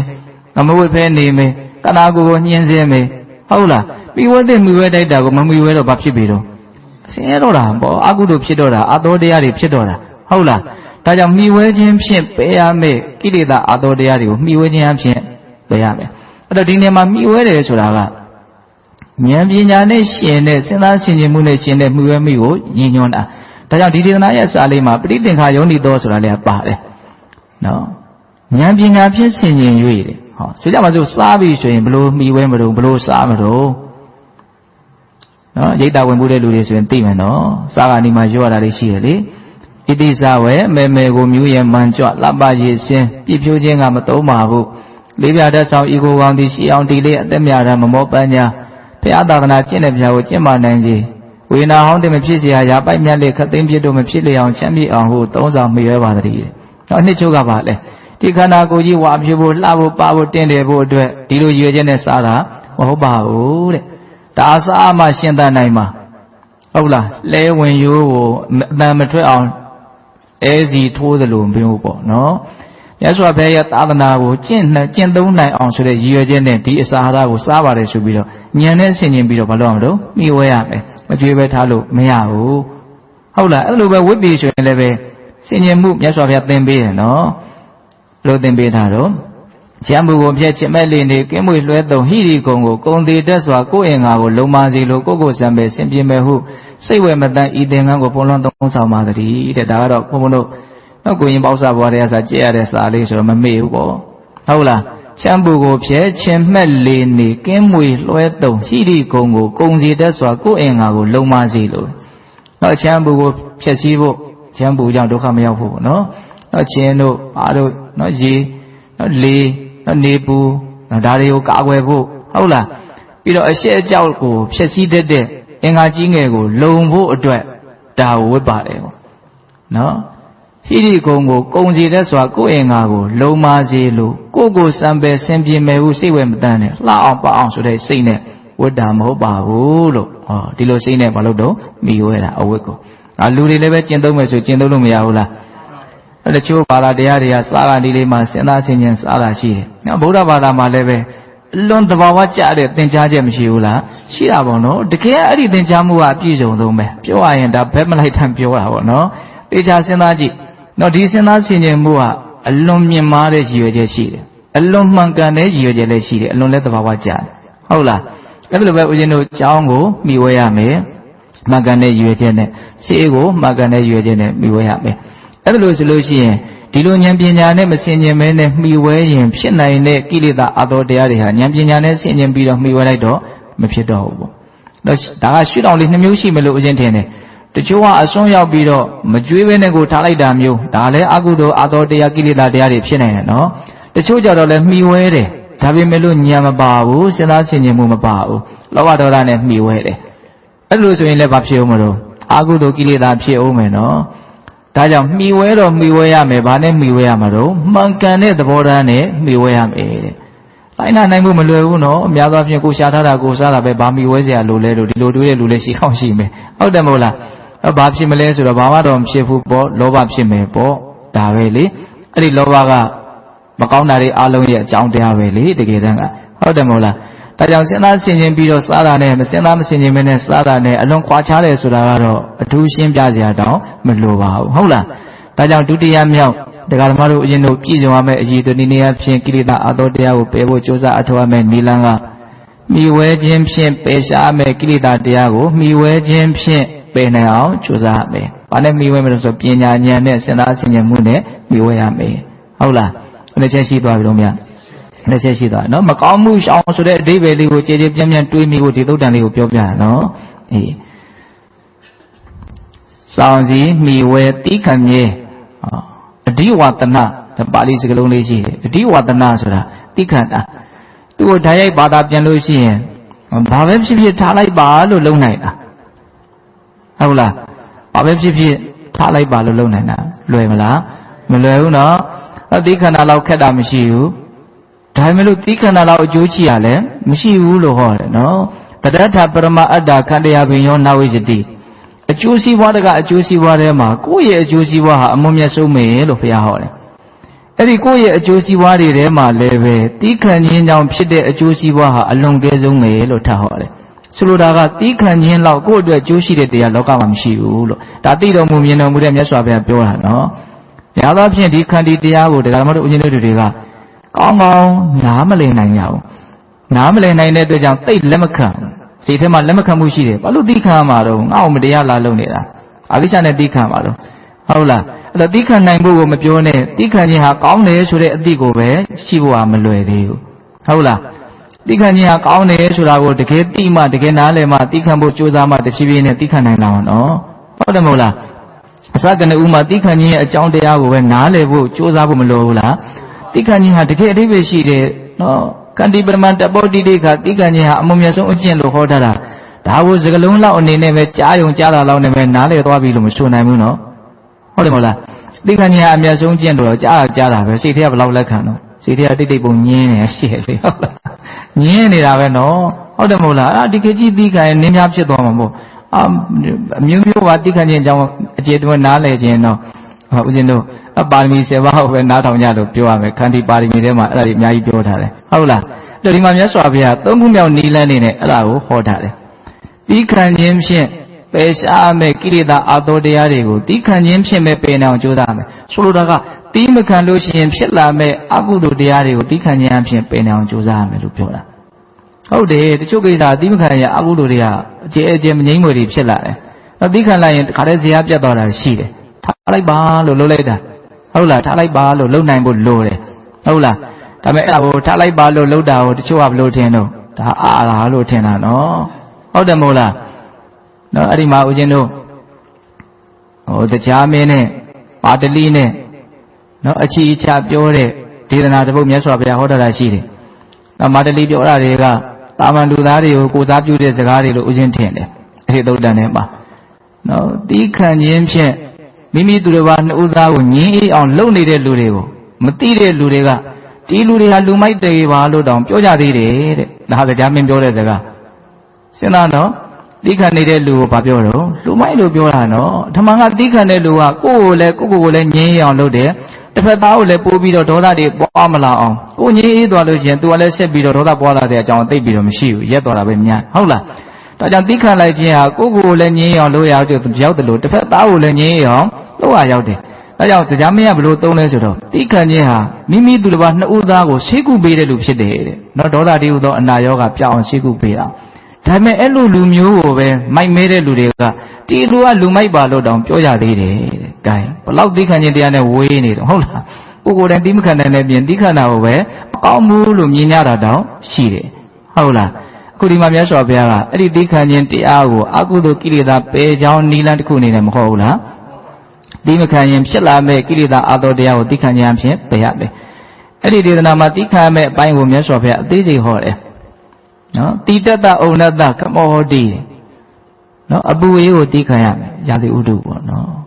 ကိုရာသီဥတုတွေမှာရှင်သန်နေရတာရှောင်လို့မရဘူးသူပူတဲ့ချိန်ပူမှာပဲအေးတဲ့ချိန်အေးမှာပဲကိုယ့်အကိုအစဉ်ပြေအောင်ပဲကြည့်ပြီးတော့နေရတာဒီရာသီဥတုကြီးနဲ့တူပြီးတော့ရန်ဖြစ်နေလို့အစဉ်ပြေဘူးလေဟုတ်လားဘာလို့မလို့တီးခံရမယ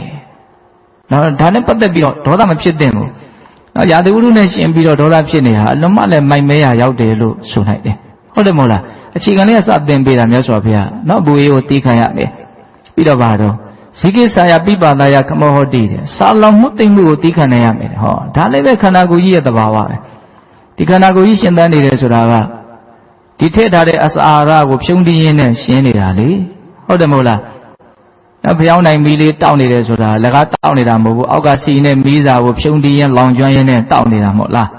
အခုကျုပ်တို့ရှင်းနေတယ်ဆိုတာလည်းပဲကံစွမ်းအားစိတ်စွမ်းအားဥဒုစွမ်းအားအာဟာရစွမ်းအားဒါတွေကိုဖြုံးတင်းရင်းနဲ့ရှင်းတန်းနေတာဟုတ်တယ်မဟုတ်လားမနက်ခင်းကထည့်ထားတဲ့အစာအာဟာရနေ့လည်လောက်တော့မရှိတော့ဘူးကုန်ပြီဟုတ်လားအဲ့ဒီကြတော့ခန္ဓာကိုယ်ကငါထဲမှာအစာအာဟာရကုန်ပြီငါဆက်ရှင်ဖို့အတွက်လိုအပ်နေတဲ့ထည့်ပေးအောင်ဟုတ်လားအဲ့ဒါကိုသူကဘလို့ပြပြီးတော့တောင်းမလို့ဆာလောင်မှုဆိုတဲ့ဝေဒနာကိုပြပြီးတော့တောင်းမယ်ပေါ့ဒါသူ့လုပ်ပဲလေဟုတ်တယ်မဟုတ်လားမစားနေရတာကိုပဲကျေးဇူးတင်အောင်မယ်မစားတော့ဘူးဆိုရင်အဲ့ဒါသေဖို့တော်တော်နေနေပြီဟုတ်တယ်မဟုတ်လားဒါမဲ့စားတာကိုဘယ်လိုဖြစ်နေလဲကျွတ်တို့တရားဓမ္မတို့ဦးဇင်းတို့ကဒေါသဖြစ်တယ်နော်စားရင်လည်းချိန်မစားဘူးဆိုစိတ်တူတယ်ဟုတ်လားအမှစိတ်မတူသင်ဘူးကျေးဇူးတင်တဲ့ဟုတ်လားနော်မြတ်စွာဘုရားဘာလို့ရမလို့ပြောတော့တီးခံရမယ်လို့ပြောတယ်နော်စားလောင်မှုသိမ့်မှုကိုတီးခံရမယ်ပြီးတော့ဗာပြောတော့နော်ဒန္တမဂတဝါဒတပတ္တိတပတံဖတ်တာနဲ့မဲ့ချင်းရင်လေးနေဘူးမွေကင်းတန်းတို့ရဲ့အတွေ့အထိကိုလည်းတီးခံရမယ်တဲ့ဟုတ်တယ်ချင်းလေးတွေကြိုက်တာရှိတယ်တော့ဒီနိုင်ငံဆိုရင်ရင်ကောင်းတွေအရင်ပေါ်တယ်ဟုတ်လားဒါဘာလို့ဖို့လို့တော့သိခံဖို့လို့ရနော်ကျွတ်ဒီပိုးဟတ်ဒီပိန်ညောင်နေဒါဦးဇင်းတို့ရှိဆိုရင်အဲ့ဒါတွေအများကြီးမပေါ်ဘူးလားပေါ်တယ်နော်ဒါတွေမြင်မှဖြစ်တော့စိတ်တူတယ်ဒီကမ္ဘာလောကကြီးကလူသားတွေကြီးပဲနေကြဆိုတော့သတ်မှတ်ပေးထားတဲ့နေရာတစ်ခုဟုတ်သလားဟုတ်နော်ဒါပြောရရင်တော့ဘုံဆိုင်နေရာကြီးပဲလေဟုတ်လားအဲ့ဒါကိုဘာလို့ဖို့လို့တော့သိခံဖို့လို့တယ်နော်ဒီအကောင်လောင်လေးတွေနဲ့တုပြီးတော့စိတ်တူနေရတာလည်းပဲမိုင်မဲခြင်းတစ်မျိုးလို့မဆိုနိုင်ဘူးလားဆိုရင်လည်းမြတ်စွာဘုရားအဲ့ဒါတွေကစမြင်တယ်နော်ရှောင်မရတဲ့ဒီသဘာဝတရားတွေကိုတီးခံခြင်းအပြင်ဥစိတ်ထဲမှာအဖို့အထစ်မဖြစ်အောင်ဘာလို့မလို့ကြိုးစားရမယ်ဒါအပူအေးကိုတီးခံမယ်ဆာလာမှုသိမ့်မှုကိုတီးခံမယ်ဒီပိုးကောင်မအောင်လေးတွေရဲ့တန်းနော်ဒါကဘာလို့မလို့တီးခံမယ်ပြီးတော့ဗာဆက်ပြောတော့စိတ်ဝင်စားတဲ့အကောင်းနဲ့နော်မြတ်စွာဘုရားတီးခံခိုင်းတဲ့အဆင့်ကလေးတွေကတစ်ဆင့်ဆင့်တက်တက်လာတယ် ဒုရုဒ္ဒနာဒုရကတာနာဝဆနပဋ္ဌာနာပတ်ဝန်းကျင်ကကိုယ့်ရဲ့အကြောင်းမကောင်းပြောလာတဲ့စကားသံတွေကိုသိခံရမယ်တဲ့ဟောဒါဟောဘယ်သူရှောင်နိုင်တော့ရှောင်လို့မရဘူးနော်ပတ်စံရှိမရှိပညာတတ်မတတ်လူဆိုတာလူအတိုင်းဝိုင်းထဲမှာနေကြရတာဟုတ်လားကိုယ်ကောင်းတယ်လို့ထင်တဲ့လူရှိတယ်လို့မကောင်းဘူးလို့ထင်တဲ့လူလည်းရှိတယ်ဟုတ်လားထင်ရင်လို့ထင်မှာပဲလေဒါကိုလည်းစိတ်တူလို့တော့မရဘူးဘာလို့ဆိုကိုယ်လည်းလူများကိုထင်ရင်လို့ထင်တာပဲမဟုတ်လားတော့ထင်တယ်ဆိုတော့တက်တည်ဘလို့ပြတော့ပြောခြင်းလို့ပြောပြလိုက်တာကိုကြည်ချင်းအပြည့်သိနိုင်တယ်ပေါ့ဟုတ်တယ်မဟုတ်လားဒါထင်နေတာပဲအပြောဆိုတာအထင်ကိုပုံဖော်လိုက်တာပဲလေဟုတ်လားပြောပြီးကမှမင်းကအဲ့လိုမထင်ပါဘူးဘာဘူးညာဘူးလုပ်လို့မရဘူးနော်ဟုတ်လားဟောဒီစကားတို့ရဲ့အစွမ်းဟာပါလာမှရမယ်ဟုတ်လားနော်စဉ်းစားနော်ဒါကြောင့်ပတ်ဝန်းကျင်ကပြောလာတဲ့စကားအသံတွေဟာလူလောကကြီးမှာရှောင်လို့ရသလားမရဘူးအဲ့ဒါအကောင်းဆုံးကြော်လာနိုင်ဖို့အတွက်နိလန်းကပါလေထားလိုက်ပါလို့သာလှုပ်လိုက်လွယ်တော့မလွယ်ဘူးနော်ဒါပေမဲ့တကယ်လုံနိုင်ရင်တကယ်ကောင်းတယ်အဲ့ဥစ္စာဟုတ်လားအဲ့ဒါလုံနိုင်ဖို့အတွက်ကဉာဏ်အများကြီးရှိဖို့တော့လိုတယ်ဒီစကားတန်ရဲ့သဘာဝနော် तू ကကောင်းတယ်လို့ထင်လို့လဲကိုတကယ်ကောင်းသွားတာမဟုတ် तू ကမကောင်းဘူးထင်လို့လဲကိုတကယ်မကောင်းသွားတာလည်းမဟုတ်ပြောရရင်သူ့ရဲ့အထင်ကကိုယ့်ပုံမှာဘာအကျိုးတရားမှုမှတကယ်တမ်းကထိထိရောက်ရောက်မရှိကိုကယောနိတော်မနတိကာရမရှိလို့နှလုံးသွင်းမှားလို့လောဘဒေါသဖြစ်ရင်တော့အကျိုးတရားမှုရှိသွားပြီနော်ကိုကလာမှန်မှန်ကန်ကန်စဉ်းစားမစို့သူတကားတန်ကြီးတက်တက်ကြောင့်တော့ကို့မှာဘာဒုက္ခမှလည်းရောက်မသွားသလိုဘာကောင်းကျိုးမှလည်းမရှိဘူးဘာမကောင်းကျိုးမှလည်းမရှိဘူးဒါကြီးကဘာလို့သိမခံနိုင်တာလဲတိုင်စဉ်းစားတွေကကောက်ဟင်နော်နောက်တစ်ချက်အဲ့ဒီပြောလိုက်တဲ့အတန်ကကိုယ်စိတ်တုန်နေတဲ့အချိန်မှာတကယ်ကရှိသေးသလားမရှိတော့တဲ့အရာနဲ့ပတ်သက်ပြီးတော့စိတ်တုန်နေတာနော်စဉ်းစားနော်တချို့ဆိုပြောက်သွားကြပြီအခုပြောရတဲ့လူကလူဘဝတောင်မရှိတော့ဘူးအဲ့ဒါတောင်စိတ်တုန်နေတဲ့လူရှိသေးတယ်ဟုတ်လားနော်အဲ့ဒါဘာလဲဆိုတော့ကိုယ့်ရဲ့မိုက်မဲမှုပေါ့နော်တကယ်တမ်းကရှိတော့တာမဟုတ်တော့ဘူးဟုတ်လားအဲ့တော့ဒီဟာတွေကိုကိုကအများကြီးတိတဲ့မြင်တဲ့မှထားလိုက်ပါလို့လုံနိုင်တာထားလိုက်ပါလို့လုံနိုင်ဖို့လွယ်တဲ့ကိစ္စမဟုတ်ဟုတ်လားဒါကြောင့်တီးခန့်တယ်ဆိုတာအပြောလွယ်တဲ့လောက်စိတ်ထဲမှာဉာဏ်ရှိမှဒီရဲ့အကျိုးကျေးဇူးလည်းမြင်မှတော့စိတ်ထဲမှာဘာမှကိုမဖြစ်ဘူးဆိုတာကအလကားမရဘူးနော်နားလည်မှုအများကြီးရှိမှလက်ခံနိုင်မှုဆိုတာရှိတာဟုတ်လားနော်တိခန့်တယ်ဆိုတာအမှလက်ခံလိုက်တာပဲထားလိုက်ပါရပါတယ်တကယ်တမ်းကဘာအကျိုးတရားမှုမှလည်းသိပြီးတော့ရှိတာတော့လည်းမဟုတ်ဘူးကိုနားလေတဲ့အခါကျတော့စိတ်ထဲမှာပေါ့ပါဖြစ်တယ်ပေါ့ဟုတ်လားဒါကြောင့်ပတ်ဝန်းကျင်ကပြောလာတဲ့စကားသံတွေကိုဘာလို့ရမလို့သိခံရပဲတဲ့လေးချက်ရှိသွားပြီနော်အပူကြီးကိုသိခံရမယ်ဆလောင်မှုသိမ့်မှုသိခံရမယ်ပိုးကောင်မွားကောင်လေးတွေကိုသိခံရမယ်ပတ်ဝန်းကျင်ကကိုယ့်ပေါ်ပြောလာတဲ့မကောင်းတဲ့စကားသံတွေကိုသိခံရမယ်ဟောနောက်တစ်ချက်လာပြီအဲ့ဒါဘာပြောတော့ဆိုတော့ဥပ္ပန္နနံတတိတိကာနံဝေဒနာနံတိဗ္ဗာနံခရဏံကတုကာနံအတာတာနံအမနာပါနံအဓိဝတကဇာတိကောဟောတိဒီခန္ဓာကိုယ်ကြီးကဖြစ်ပေါ်လာတဲ့အခါရခက်တဲ့ယောဂဝေဒနာတွေကြောင့်ဖြစ်လာတဲ့ဆင်းရဲမှုပင်ပန်းမှုပူလောင်မှုဒုက္ခတွေရှိတယ်ဟုတ်လား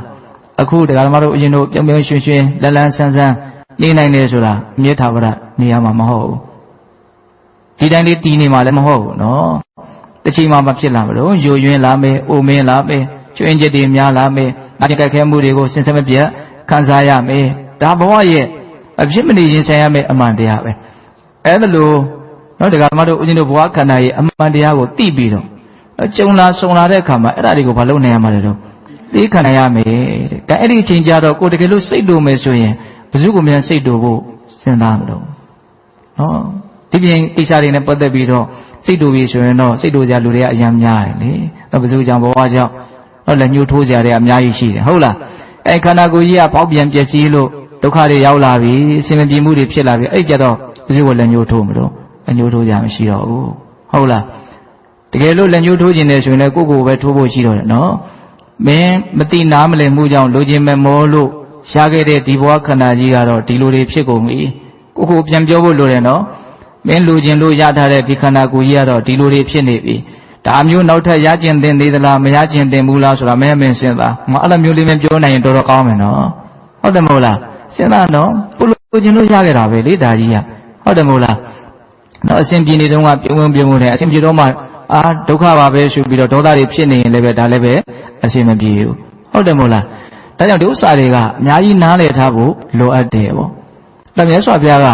အသက်ကိုတောင်နှုတ်ယူသွားနိုင်လောက်အောင်ပြင်းထန်တဲ့ဟောဒီအသုံးလုံးလေးပါပါတယ်နော်ဒီထဲမှာဘယ်ဖြစ်လာမှာတော့ဒီခန္ဓာကိုယ်ကြီးကပဲဖြစ်လာမှာကိုယ်အလွန်ချစ်မြတ်လို့တဲ့ခန္ဓာကိုယ်ကြီးကပဲကိုယ်အလွန် ကြောက်ရွံ့တဲ့ထိတ်လန့်တုန်လှုပ်ဆက်ဆုပ်တဲ့ဆင်းရဲဒုက္ခတွေကိုပေးမှာဟုတ်တယ်မဟုတ်လားအဲ့ဒါကိုဘာလို့မှာလဲတော့သိခံရမယ်တဲ့အဲ့တော့လွယ်မလားဆိုတော့မလွယ်ဘူးနော်များသောအားဖြင့်အဲ့ဒီအခြေအနေကြောင့်ရင်သိမခံနိုင်ကြတာပဲများတယ်ဒါကြောင့်ဒီသိခံမှုကိ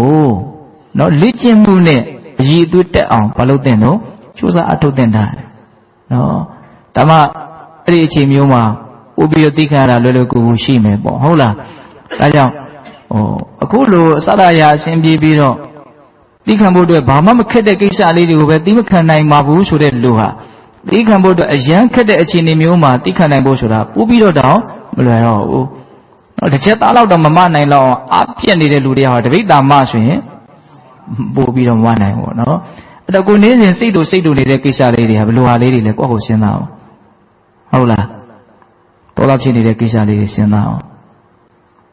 လေ့ကျင့်တရားနဲ့နှိုင်းဆိုင်ယောဂဝေဒနာတွေဖြည့်ဆည်းနေတာနဲ့နှိုင်းဆိုင်ဘာပြောပါလောက်တော့ဘာမှမပြောပါလောက်ဘူးနော်ကိုကခေါင်းထဲမထည့်ရင်အလိုလိုခွာကြသွားမဲ့အရာတွေပဲလေကိုကအာရခေါင်းထဲထည့်ပြီးတော့ကိုဒေါသတွေဖြစ်နေတာတွေအများကြီးမရှိဘူးလားရှိရဲ့နော်ကိုကအဲ့ဒါမစဉ်းစားဘူးဆိုရင်ဘာမှကိုမဖြစ်တဲ့အရာတွေပဲများသောအားဖြင့်လူတွေစိတ်တုန်နေတဲ့ကိစ္စတွေကိုလာထိခိုက်လို့စိတ်တူတာဆိုရင်တစ်ခါတလေစဉ်းစားလို့ရတယ်တချို့ကိစ္စတွေကကိုယ်မထိခိုက်ဘဲနဲ့နေထိုင်နေဘေးကလူတွေကိုစိတ်တူနေတာလည်းရှိသေးရဲ့နော်လာပေါ်မှာမြင်ရကြအဲ့ဒါတွေအဆင်မပြေလို့ဟာဘယ်သူတွေကဘယ်လိုတွေလုပ်နေတာကိုယ်လည်းဘာမှလာထိခိုက်တာမဟုတ်သူဖြစ်နေတာကိုပဲဘာဖြစ်နေတော့ကိုကဒီနေထိုင်နေဒီနေရာနေမှာဖြစ်နေတော့စိတ်တူနေအဲ့ဒီလောက်ဒေါသဖြစ်ဖို့လွယ်ကူးနေတဲ့လူတစ်ယောက်တည်းကိုယ်တိုင်အဆင်မပြေမှုအကြီးအကျယ်ဖြစ်လာပြီဆိုဘယ်လိုများနေမထင်လဲအကြီးအကျယ်ဒုက္ခရောက်တော့မှာပဲနော်ဟုတ်တယ်မဟုတ်လားဒါကြောင့်ပိဋကပေါင်းတော်တို့ဒီသိခံခြင်းတရားကလည်းပြောရင်အရာအလုံးမကျေဘူးလားကျေတယ်အဲ့ဒါကိုမြတ်စွာဘုရားအခုသုံးခုမြောက်နီလန်းနေနဲ့ဟောတာနော်ဒီမခံလို့ရှိရင်ဖြစ်နိုင်တဲ့ကိလေသာအသောတရားတွေကိုသိခံခြင်းဖြင့်ပယ်နိုင်အောင်ကြိုးစားရမယ်ဟုတ်လားဒါကိုသိခံခြင်းဖြင့်ပယ်ရမယ်ကိလေသာကိုသိခံခြင်းဖြင့်ပဲပယ်နိုင်အောင်ကြိုးစားရမယ်လို့ဒီလိုဟောတယ်နီလန်းတစ်ခုရှိသွားပြီတော့သုံးခုရှိသွားပြီနော်မျက်စိနာနာလျာကိုယ်စိတ်ကိုစောင့်စည်းရမယ်ဟုတ်လားနော်မှီဝဲတဲ့အရာတွေကိုဉာဏ်ပညာနဲ့စဉ်းစားဆင်ခြင်ပြီးတော့မှီဝဲရမယ်တော့သိခံရမယ့်အရာတွေကိုသိခံရမယ်သုံးခုရှိသွားပြီနော်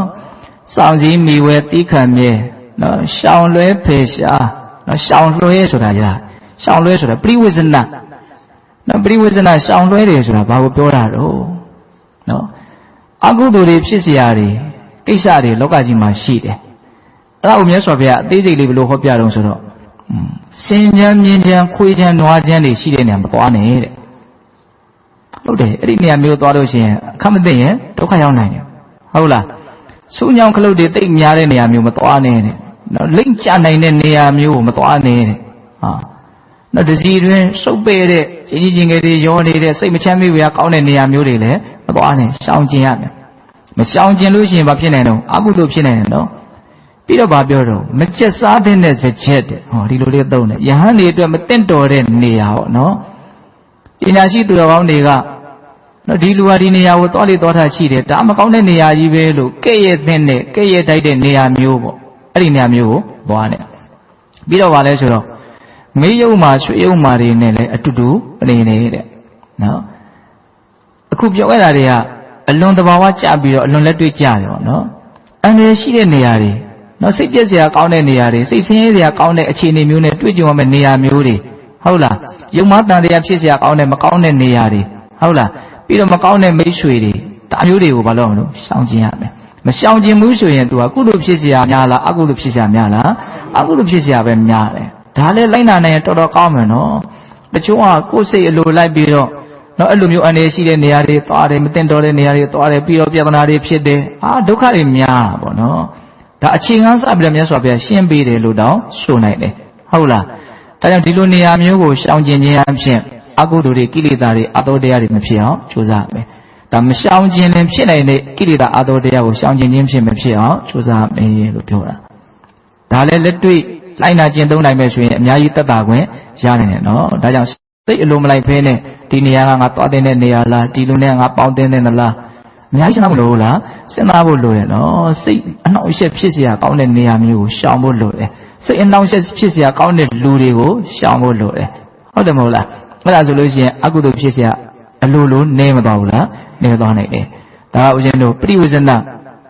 မရှောင်ကျင်ရင်ဖြစ်နိုင်တဲ့ကိလေသာအတောတရားကိုရှောင်ကျင်ခြင်းဖြင့်ပယ်နိုင်အောင်ကြိုးစားရမယ်။မကောင်းမှုရှောင်ဆိုတာလေးတွေကိုအကျုံးဝင်အောင်စဉ်းစားရမှာနော်။ဟုတ်လား။နှစ်ခုရှိသွားပြီတော့၄ခုရှိသွားပြီ။ဟုတ်လား။နောက်ဦးဇင်းတို့၅ခုမြောက်ကဝိနောဒနာပယ်ဖြောက်ပယ်ရှားတယ်။ကိုယ်မှဖြစ်လာပြီဆိုတဲ့နောက်မှာဖယ်ဖို့ကြိုးစားတာ။သူကအဓိပ္ပာယ်တစ်မျိုးနော်။ခုနကတော့ဖြစ်နိုင်ရည်ရှိတဲ့အရာတွေကိုမဖြစ်အောင်ကြိုတင်ပြီးတော့ရှောင်တာ။မျိုးစုံဟောတာနော်မြတ်စွာဘုရား။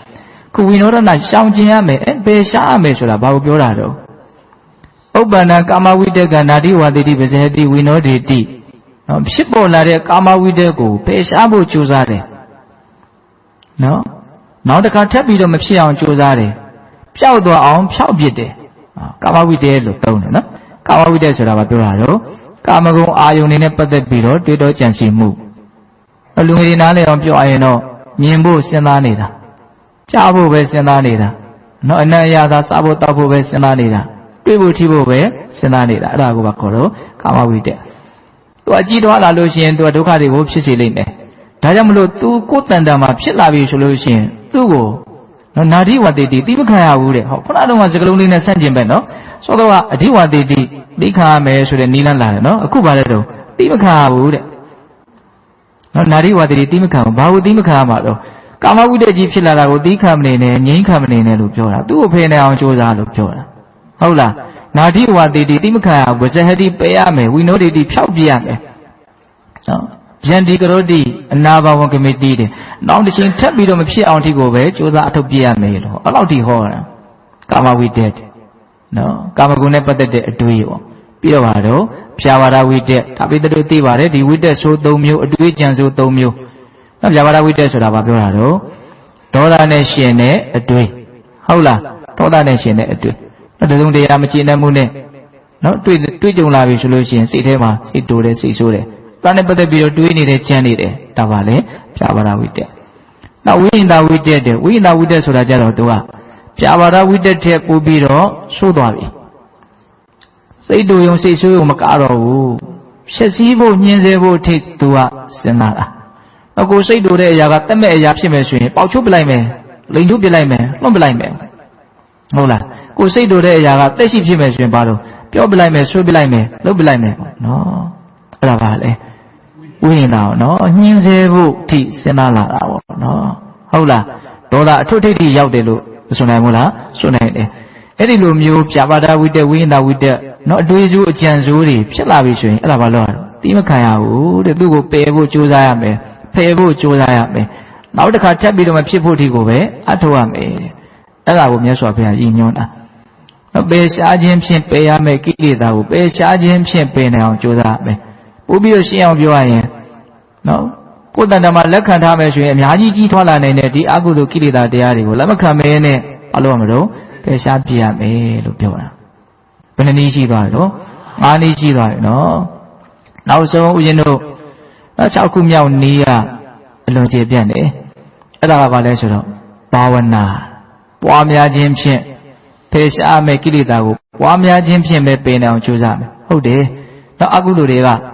နောက်ဆုံးပွားများခြင်းဖြင့်ပဲအမြင့်ပြတ်ပယ်တတ်ပြကြမှာပေါ့နော်မပွားများလို့ရှိရင် तू ကအမြင့်ပြတ်မရဟုတ်လားအပေါ်ယံလောက်လုံးနေရင်ပေါ်ယံလောက်ပဲဖြစ်မယ်ပေါ့နော်ဒီနေ့မှာပွားများခြင်းအဖြစ်ပယ်ရှားမယ်ကိလေသာကိုပွားများခြင်းအဖြစ်ပယ်ရမယ်ဆိုတာဘာကိုဆိုလိုတာတော့ဘိုးစဉ်9ပါးကိုပွားများရမယ်လို့ဆိုလိုတာတဲ့ဟုတ်လားမပွားများရင်ဖြစ်နိုင်တဲ့ကိလေသာအတောတရားတွေကိုပွားများခြင်းအဖြစ်မဖြစ်အောင်ကြိုးစားတာသူကြတော့သူကအကုသိုလ်ကိလေသာတရားတွေကိုအနုတ္တအဆင့်ထိပယ်ဖို့အတွက်ရည်မှန်းချက်ထားတဲ့ပုဂ္ဂိုလ်တွေကဘာလုပ်ကြအောင်လို့ကြိုးစားကြရမှာသူမပါလို့မရအောင်အဲ့ဒီနေ့မှာဘုဇင်ဆိုတဲ့တရားလေးနော်ဘောဓိအင်္ဂဘုဇင်ကနော်ဘုဇင်ဆိုတာလေကဘောဓိရဲ့အင်္ဂရဲ့စကားလုံးနှလုံးပေါင်းထားတာနော်ဘောဓိဆိုတာကတစ္ဆာလေးပါးကိုသိတဲ့မဲ့ဉာဏ်ကိုပြောတာအင်္ဂဆိုတာအစိတ်ပိုင်းနော်မဲ့ဉာဏ်ရဖို့အတွက်လိုအပ်တဲ့အင်္ဂအစိတ်ပိုင်းတွေကိုဘောဓိအင်္ဂလို့ပြောတာအဲ့ဒါကိုပေါင်းလိုက်တဲ့အခါကျတော့ဘုဇင်ကအဲ့ဒါကိုဂါကိုဖြောက်ပြီးတော့ဘုဇင်လို့အလွယ်လေးဆိုရတာပေါ့နော်အဲ့ဘုဇင်ဆိုတာဘာလဲလို့မေးရင်မဲ့ဉာဏ်ရဲ့အစိတ်ပိုင်းလို့ပြောတာလေဒီဆိုကြီးကဒီဘုဇင်ကိုဘယ်လိုအဓိပ္ပာယ်ဖွင့်လို့ဆိုတော့ငှက်တကောင်နဲ့ဥမာပေးတယ်။နောက်ငှက်တကောင်မွေးဖွားလာပြီဆိုရင်အမိဝမ်းကနေဥလေးဖြစ်နေမွေးလာတယ် ဒီကောင်လေးပြန်နိုင်ပြီလားဘယ်ပြန်နိုင်မလို့သူကအမိဝမ်းကောင်းတွေကဥဖြစ်နေပဲထွက်လာတယ်တခါအဲ့ဒီဥကိုအမေကဝစ်ပေးတဲ့အခါကျတော့အကောင်ပေါက်လာတယ်အကောင်ပေါက်လာတော့ဒီငှက်ပြန်နိုင်ပြီလားဆိုတော့မပြန်နိုင်သေးဘူးဘာလို့လဲအတောင်မှမစုံသေးပဲကိုဟုတ်လားဥအနေနဲ့တခါထွက်တယ်ဥရေရမှတခါထပ်ပြီးတော့ပေါက်တယ်ဝိဇတရဝါခေါ်တာပေါ့နော်နှစ်ခါပေါက်ရတယ်ဟုတ်လားပြန်နိုင်ပြီလားမပြန်နိုင်သေးဘူးအတောင်ပေါက်လာပြီအမွေးစုံလာပြီဆိုတော့မှသူဘာလို့ပြန်နိုင်ပြီဒါငှက်ရဲ့သဘာဝပေါ့နော်အဲ့ဒါလိုပဲဦးဇင်းတို့နိဗ္ဗာန်ဆိုတဲ့ပန်းနိုင်ကိုပြန်တန်းပြီးတော့သွားလို့ကြတဲ့သူတော်ကောင်းတွေဟာလည်းပဲဘုရားရှင်9ပါးဆိုတဲ့အတောင်လက်စုံရမယ်တဲ့နော်ဘုရားရှင်9ပါးကိုငှက်ရဲ့အတောင်လက်နဲ့ဥမာပေးတာအဲ့ကလေးဟာအမိဝမ်းကောက်ကဥအဖြစ်နဲ့ထွက်လာတယ်ဆိုတာဘာကိုညင်ညွှန်းတာတုံးဆိုတော့မွေးရပါစိတ်ယူစိတ်မိုက်ပျောက်ပြီးတော့တမာတိရှိအောင်တည်ငြိမ်အောင်ကြိုးစားအထောက်တာကိုညင်ညွှန်းတာတဲ့ဆိုလို့ရဝင်လေထွက်လေကိုရှုမှတ်လို့ပဲဖြစ်ဖြစ်ကာကတာတိတမျိုးမျိုးကိုပဲရှုမှတ်လို့ပဲဖြစ်ဖြစ်စိတ်ငြိမ်လာတယ်တီးလာတယ်ဆိုရင်ဒါစိတ်ယူစိတ်နှံပျောက်သွားတယ်လို့ဆိုအေးတယ်များသောအားဖြင့်ဒီကမှာတို့ဦးဇင်းတို့တွေဟာတာမန်အချိန်မှာကိုယ်စိတ်ဟာယူနှမ်းနေဆိုတာမသိနိုင်မိမလို့ဘာဝနာပွားများကြည့်တဲ့အချိန်ကျမှနည်းနည်းလေးတောင်ငြိမ်ဖို့မလွယ်ပါလားဆိုတာကိုသိရတယ်ဟုတ်လားဒါကြောင့်ဘာဝနာရှုအောင်ကြည့်မယ်ဆိုရင်တာမန်ပုဂ္ဂိုလ်တွေရဲ့စိတ်ဟာနော်ယူသွနေတဲ့စိတ်လို့ဆိုကြီးကပြောတယ်အဲ့ဒါကိုကမ္မထံဘာဝနာတစ်မျိုးမျိုးကိုအသားကျအောင်ကြိုးစားလိုက်မှအဲ့ဒီစိတ်ယူစိတ်မဲ့ကပျောက်သွားတာအဲ့ဒါဥဖြစ်နေမွေးလာတာနဲ့တူတယ်တဲ့အဲ့ဒါဆက်ပြီးတော့ဒီယုံနာခန္ဓာရဲ့မတည်မြဲတဲ့အနိစ္စအကောင်းမဟုတ်တဲ့ဒုက္ခအနှစ်သာရကင်းမဲ့တဲ့အနတ္တအနိစ္စဒုက္ခအနတ္တလက္ခဏာရေးသုံးပါးကိုသိအောင်ကြိုးစားလို့သိလာတယ်ဆိုလို့ရှိရင်အဲ့ဒါဥတွေကနေထွက်လာတာလေမသိမှုအဝိဇ္ဇာဥက္ကုံကိုခွဲပြီးတော့ထွက်လာတာပြန်နိုင်ပြီလားနိဗ္ဗာန်ခရီးကိုသူပြန်နိုင်ပြီလားမပြန်နိုင်သေးဘူးတဲ့ဘာလို့လဲဆိုအတောင်လည်းမစုံသေးလို့အဲ့ဒီအတောင်လက်ကဘာကိုညင်ညွှန်းအောင်ဆိုဘိုးစဉ်9ပါးကိုပြောတာတဲ့ဟောဒီလိုတော့နော်ပထမအဆင့်စိတ်တည်ငြိမ်မှုရှိရမယ်ပေါ့ဒုတိယအဆင့်လက္ခဏာရေးသုံးပါးကိုသိရမယ်ပေါ့တတိယအဆင့်ဘိုးစဉ်9ပါးပြည့်စုံရမယ်အဲ့ဒါဆိုလို့ရှိရင်တော့ငှက်တဲ့ကောင်အတောင်ဆုံးသွားပြီဆိုရင်လူရခရီးကိုသူပြန်တန်းသွားလို့ရပြီဘိုးစဉ်9ပါးပြည့်စုံပြီဆိုရင်လည်းအဲ့ဒီပုဂ္ဂိုလ်ဟာနိဗ္ဗာန်ခရီးကိုပြန်တန်းလို့ရပြီနိဗ္ဗာန်တည်းဟူသောပန်းတိုင်ကိုသူရောက်အောင်ပြန်နိုင်ပြီလို့ဆိုလိုတာဒါကလေဒီဆိုတော်ဘုရားကြီးရှင်းပြတဲ့ရှင်းချက်ပေါ့နော်အဲ့တော့ဘုရားရှင်9ပါးကိုပိဋကပေါင်းသူတော်အောင်တို့အလုံးနားလည်ထားကြပြီးသားဖြစ်မလို့ထင်နော်တတိတံဘောရှင်ဓမ္မဝိရှယတံဘောရှင်ဝိရိယတံဘောရှင်ပီတိတံဘောရှင်ပတ္တိတံဘောရှင်တမာရိတံဘောရှင်ဥပေက္ခတံဘောရှင်ဟုတ်လားပွားများခြင်းဖြင့်ပယ်ရမယ့်ကိလေသာအသောတရားကိုပွားများခြင်းဖြင့်ပယ်ရမယ်ဆိုတာဒီအခုပြောခဲ့တဲ့ဘုရားရှင်9ပါးကိုပွားများရမယ်လို့ဆိုလိုလားတတိတံဘောရှင်ဆိုတာဘာပြောတာတော့ကိုယ်ခန္ဓာမှာဖြစ်เสียအကြောင်းရှိလို့ထင်ရှားဖြစ်ပေါ်လာတဲ့သဘာဝတရားယုံနာတရားတွေကိုအမှန်အကန်အောက်မေ့အမှတ်ရပြီးတော့နေတာကိုတတိတံဘောရှင်လို့ခေါ်တာတတိပဋ္ဌာန်တရား၄ပါးရာမှာဖြစ်ပေါ်တဲ့တတိကိုဆိုလိုတာပေါ့နော်အမှနားမလည်ကြမရှိဘူးနော်ဓမ္မဝိရှယတံဘောရှင်ဆိုတာဒီယုတ်ဒီနံဒီသဘာဝတရားတွေကိုပိုင်းခြားဝေဖန်စီစစ်တရားကိုကောက်ရင်ဉာဏ်ပညာပေါ့ဒါတွေကပုဂ္ဂိုလ်တ attva မဟုတ်ဘူးသဘာဝတရားတွေလို့အခြေခံပိုင်းဖြတ်ဟုတ်လားဒါတွေကဖန်ဆင်းတာလို့ဖြစ်တာမဟုတ်ဘူးအကြောင်းပဲဖြစ်တာလည်းမဟုတ်ဘူးအကြောင်းကျိုးသဘာဝတရားတွေလို့နားလည်အောင်ကြိုးစားတယ်ဒါတွေကဖြစ်ပြီးမရှိတော့တဲ့သဘောတွေပဲလို့အနိစ္စကိုသိအောင်ကြိုးစားတယ်ဒီယုတ်ဒီနံဒီသဘာဝတရားတွေဟာဘယ်လိုသဘောရှိတဲ့တရားတွေလဲလို့ဝေဖန်စီစစ်ပိုင်းခြားတာကိုဓမ္မဝိရှယလို့ခေါ်နော်သူလည်းပဲပွားများမယ်နိဗ္ဗာန်ရောက်ကြောင်းတရားအောင်ဓမ္မဝိရှယတံဘောရှင်ပြီးတော့ပါလာတော့ဝိရိယတံဘောရှင်အဲ့ဒီတတိနဲ့အဲ့ဒီအတိဉာဏ်ပညာကိုစင်စစ်မပြတ်ကိုယ်တန်တာမှာဖြစ်အောင်ကြိုးစားတာ။ဒါမှကြိုးစားရင်တတိကမဖြစ်ဘူး။ဟုတ်လားတတိဖြစ်အောင်ဘာလို့ဖို့လို့တော့ကြိုးစားဖို့လိုတယ်နော်ဒီတိုင်းနေရင်လည်းတတိကဖြစ်နေမှာမဟုတ်ဘူးဟုတ်လားအဲ့ဒါတတိဖြစ်နေအောင်ကြိုးစားနေတာကိုပဲဒီနေရာမှာပါခေါ်တော့ဝိရိယနော်ဒါပါလေဝိရိယတံဘောရှင်အဲ့လိုအရှင်တို့တတိရဲ့ပညာရဲ့ဝိရိယရဲ့ကြိုးစားတဲ့အခါမှာစိတ်ထဲမှာကိလေသာကင်းတဲ့အတွက်ကြောင့်နော်နှစ်သက်မှုပီတိဆိုတဲ့သဘာဝတရားဟာဖြစ်လာတယ်အဲ့ဒါပီတိတံဘောရှင်စိတ်ထဲမှာနှစ်သက်တယ်ဟုတ်လားပြီးရင်ဘာဆက်ဖြစ်လာမလို့ပတ္တိတဲ့နှလုံးစိတ်ဝါငြိမ်းအေးတယ်နော်ဒါလည်းပဲဘုရားမယ်နော်ပွားများမှာဟုတ်လားပြီးရင်ဘာလာတော့တမာတိတဲ့ငြိမ်းအေးလာပြီဆိုတော့တည်ငြိမ်မှုရလာတယ်အစိတ်ချမ်းသာမှုရှိတဲ့အခါကျတည်ငြိမ်မှုရှိလာတာပေါ့နော်အဲ့ဒါဘာခေါ်တော့တမာတိတံဘောရှင်အဲ့ဒီလိုတည်ငြိမ်မှုရှိလာပြီဆိုတဲ့အခါကျတော့နော်အလေအလတ်နော်လေးလူရှုနိုင်ခြင်းလို့ဆိုတဲ့မြင့်မြတ်တဲ့ဥပေက္ခသူတော်ကောင်းတရားဟာဖြစ်ပေါ်လာတယ်။ဟောချမ်းသာလို့လည်းပဲ စိတ်တက်တာမျိုးဆင်းရဲလို့တဲ့စိတ်ပြက်တာမျိုးတော့အကောင်းဆိုးကြောင့်စိတ်မတုန်လို့ဖဲနဲ့ချိန်ခွင်ရှာလို့ဟိုဘက်လက်ကောင်းမပြူဒီဘက်လက်ကောင်းမပြူအလက်တက်မှတ်စွာနေနိုင်တယ်တော့လွန်မြင်မာတဲ့တော်ကောင်းတရားတစ်မျိုးပေါ့နော်အဲ့ဒါဘာလို့ခေါ်တော့ဥပေက္ခအညတိမ်မွေးတဲ့သဘာဝတရားပေါ့နော်အဲ့ဒါလည်းပါလေပွားများအထောက်ရမယ်ဘုရင်တရားအောင်တော့အခြေခံကဒီဘုရင်ခုနှစ်ပါးထဲမှာဘာအခြေခံလဲလို့မေးရင်တတိယအခြေခံပဲဒါကြောင့်ဦးဇင်းတို့အာနာပါနကမ္မဋ္ဌာန်းကိုစီပြန်လို့ရှိရင်တတိပဋ္ဌာန်တရား၄ပါးပြည့်စုံလိမ့်မယ်လို့ရသော်ဘုရားဟောတယ်တတိပဋ္ဌာန်တရား၄ပါးကိုပြည့်စုံအောင်လုပ်မယ်ဆိုရင်ဘုရင်ခုနှစ်ပါးပြည့်စုံလာလိမ့်မယ်လို့ဟောတယ်ဘုရင်ခုနှစ်ပါးပြည့်စုံလို့ရှိရင်ဝိဇ္ဇာဝိမု ക്തി လို့ဆိုတဲ့မဲ့ဉာဏ်ပူဉာဏ်နဲ့ပြည့်စုံမယ်လို့ဒီလိုအကြောင်းကျိုးဆက်ဆက်ပြီးတော့ဟောတာလည်းရှိတယ်ဟုတ်လားဒါကြောင့်ပိဋကပေါင်းတော်ဒါဘုရင်တရားလေးကိုအချင်းချုပ်ဦးဇင်းကပြောပြတယ်နော်အဲ့တော့နံပါတ်6အသုံးချရမယ့်နိလန်းနော်မပွားများနေရင်ဖြစ်နိုင်တဲ့ကိလေသာအတောတရားတွေကိုပွားများခြင်းအဖြစ်မဖြစ်အောင်ကြိုးစားရမယ်ဒေသနာမှာလာတဲ့အတိုင်းတိုက်ရိုက်ပြောရရင်တော့ပွားများခြင်းဖြင့်ပယ်ရမယ့်ကိလေသာတရားတွေကိုပွားများခြင်းဖြင့်ပဲပယ်နိုင်အောင်ကြိုးစားရမယ်ဒါရှုတော့မျိုးစုံကနေမြတ်စွာဘုရားဟောတာနော်အလွန်ပြည့်စုံတယ်လို့အစဉ်စိတ်ထဲမှာခံစားရတယ်ဟုတ်လားဒါကြောင့်အကုသိုလ်မဖြစ်ခြင်းမူဆင်းရဲဒုက္ခရဲ့အကြောင်းတရားပူလောင်ခြင်းရဲ့အကြောင်းတရားဖြစ်တဲ့အကုသိုလ်တရားတွေကိုကိုယ်ပေါ်မှာလည်းဖြစ်ခြင်းမူနှုတ်ပေါ်မှာလည်းဖြစ်ခြင်းမူစိတ်ထဲမှာလည်းမဖြစ်ခြင်းမူဆိုရင်ဒီနိလန်း6ရက်ကိုနော်ကျင့်သုံးကြဖို့မလိုဘူးလားလို့တယ်နော်သူ့နေရာနဲ့သူပဲနော်အကုန်လုံးကအရေးပါတယ်လို့မဆိုနိုင်ဘူးလားဆိုနိုင်တယ်နော်စောင့်ကြည့်မှုဖြင့်ပယ်ရမယ့်အာသောတရားကိုစောင့်ကြည့်ခြင်းဖြင့်ပယ်ရမယ်မှီဝဲခြင်းဖြင့်ပယ်ရမယ့်ကိလေသာတရားတွေကိုမှီဝဲခြင်းဖြင့်ပယ်ရမယ်တိခဏ်ခြင်းဖြင့်ပယ်ရမယ့်ကိလေသာအာသောတရားကိုတိခဏ်ခြင်းဖြင့်ပယ်ရမယ်ရှောင်ကျင်ခြင်းဖြင့်ပယ်ရမယ့်ကိလေသာအာသောတရားတွေကိုရှောင်ကျင်ခြင်းအဖြစ်ပယ်ရမယ်ဖယ်ဖြောက်ခြင်းအဖြစ်ပယ်ရမယ့်ကိလေသာတရားတွေကိုဖယ်ဖြောက်ခြင်းအဖြစ်ပယ်ရမယ်ပွားများခြင်းအဖြစ်ပယ်ရမယ့်ကိလေသာတရားတွေကိုပွားများခြင်းအဖြစ်ပယ်ရမယ်တဲ့ဟုတ်လားဒါကမကောင်းမှုရှောင်ဆိုတဲ့စကားလုံးလေးရဲ့အဓိပ္ပာယ်နော်ဘယ်လောက်ထိကျေပြတ်မှုနည်းနည်းမှုရှိလဲဆိုတာလေးကိုဆက်ဆက်ပြီးတော့စဉ်းစားဖို့ဒီဒေသနာကိုပြောပြတာဟုတ်လားဒါကြောင့်ဒီကနေ့ညမကောင်းမှုရှောင်ကတော့ဒီလောက်နဲ့ပြီးအောင်နော်အချိန်ကစေနေပြီဟုတ်လားမနေ့ပြန်ကောင်းမှုရှောင်နော်ကောင်းမှုတွေရဲ့အကြောင်းပြောကြတာပေါ့နော်တပတ်ခါအစိတ်ကိုဖြေအောင်ထားတဲ့အကြောင်းကိုပြောတာပေါ့နော်အဲ့တော့ဦးဇင်းတို့ပေးတဲ့ပေါင်းတော်ကောင်းတို့နော်ညာတိုင်းလုံးမယ်လို့ရည်မှန်းထားတဲ့အမြင့်မြတ်တဲ့တန်ရှင်းစင်ကြယ်တဲ့အချင်းမြတ်ကိုလည်းပဲကျင့်သုံးကြအောင်မယ်နော်တော့အလုံးနော်တရားဘာဝနာကိုနာယူပြီးတဲ့နောက်မှာနော်တရားဘာဝနာအလုပ်ကိုနော်ကြိုးစားအထောက်ကြရအောင်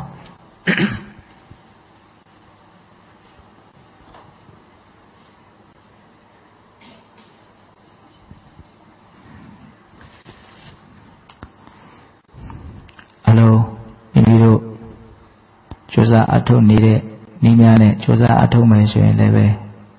ကြိုးစားအထောက်နိုင်ကြပါတယ်ဒီနေ့အသက်ရောက်လာတဲ့ပုံကိုယ်တွေလည်းပဲရှိတဲ့အတွက်ကြောင့်ဦးဇင်းတို့ပြောတဲ့နည်းတိုင်းကြိုးစားအထောက်မယ်ဆိုရင်လည်းပဲကြိုးစားအထောက်နိုင်ဖို့နည်းနည်းပြောပါမယ်ခန္ဓာကိုယ်ကိုတတောင်တတအနေထားလေးနဲ့ထိုင်ပါချမ်းသာသလိုလေးထိုင်ပါစိတ်ကိုလျှော့ထားပါခန္ဓာကိုယ်ကိုလည်းလျှော့ထားပါတင်းမထားပါနဲ့ခါကိုအနှင်းငယ်ဆန်းထားပါခေါင်းကိုတဲတဲထားပါဘုရားယန္နာရိယသူတော်ကောင်းကြီးများအလွန်တန်ဖိုးထားပြီးတော့မျက်နှိုးတဲ့ဘာဝနာလုပ်ကိုကြိုးစားအထောက်ရတော့မယ်ဆိုတဲ့စိတ်နဲ့ဝမ်းသာမှုကြည်နူးမှုအပြည့်နဲ့ကြိုးစားပါ10မိနစ်ခန့်ကြိုးစားကြမယ်မိမိတို့ရဲ့စိတ်ကိုနာသီးပြားကိုအာယုံပြုပါဝင်လေဝင်နေတာရှိပါတယ်ထွက်လေထွက်နေတာရှိပါတယ်ဒီခန္ဓာကိုယ်ကြီးရှင်သန်ဖို့အတွက်ဒီဝင်လေထွက်လေဟာ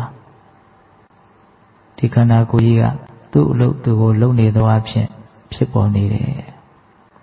ကိုယ်ကလုပ်နေတာတော့မဟုတ်ဘူးခန္ဓာကိုယ်ကြီးကသူ့အလုပ်သူလုပ်နေတာလေလေးဝင်တိုင်းနာသီးပြားတနေရရကိုထိခိုက်ပုတ်တိုက်ပြီးတော့ဝင်သွားလိမ့်မယ်ထွက်လေထွက်တိုင်းလည်းပဲနာသီးပြားတနေရရကိုထိခိုက်ပုတ်တိုက်ပြီးတော့ထွက်သွားလိမ့်မယ်အဲ့ဒီဝင်လေထွက်လေကြောင့်ဖြစ်ပေါ်သွားတဲ့ထိမှုသဘောကိုတလက်ဆက်သိအောင်ကြိုးစားဖို့ပါဝင်လေဝင်တိုင်းထိတယ်ထိတိုင်းသိအောင်ကြိုးစားပါ ထွက်လေထွက်တိုင်းထီတယ်ထီတိုင်းတီးအောင်ကြိုးစားပါခန္ဓာမှာဖြစ်ပေါ်နေတဲ့သဘာဝအမှန်မှာဒါကိုမှန်မှန်ကန်ကန်သိနေခြင်းအဖြစ်ဒီခုနကပြောခဲ့တဲ့တတိတန်ဖိုးခြင်းကိုပွားများနေတာတတိဆိုတာမဲ့ညာရဲ့အင်္ဂါအစိတ်ပိုင်းပဲနိဗ္ဗာန်ချမ်းသာကိုသိနိုင်မြင်နိုင်လို့အတွက်မဲ့ညာရရှိဖို့အတွက်မဲ့ညာရဲ့အင်္ဂါအစိတ်ပိုင်းတွေလိုအပ်တယ်အဲဒီတတိကိုစင်စစ်မပြတ်ဖြစ်အောင်ဝိရိယနဲ့ကြိုးစားပါဝင်လေဝင်တိုင်းထီတယ်ထီတိုင်းတီးအောင်ကြိုးစားပါထွက်လေထွက်တိုင်းထီတယ်ထီတိုင်းတီးအောင်ကြိုးစားပါ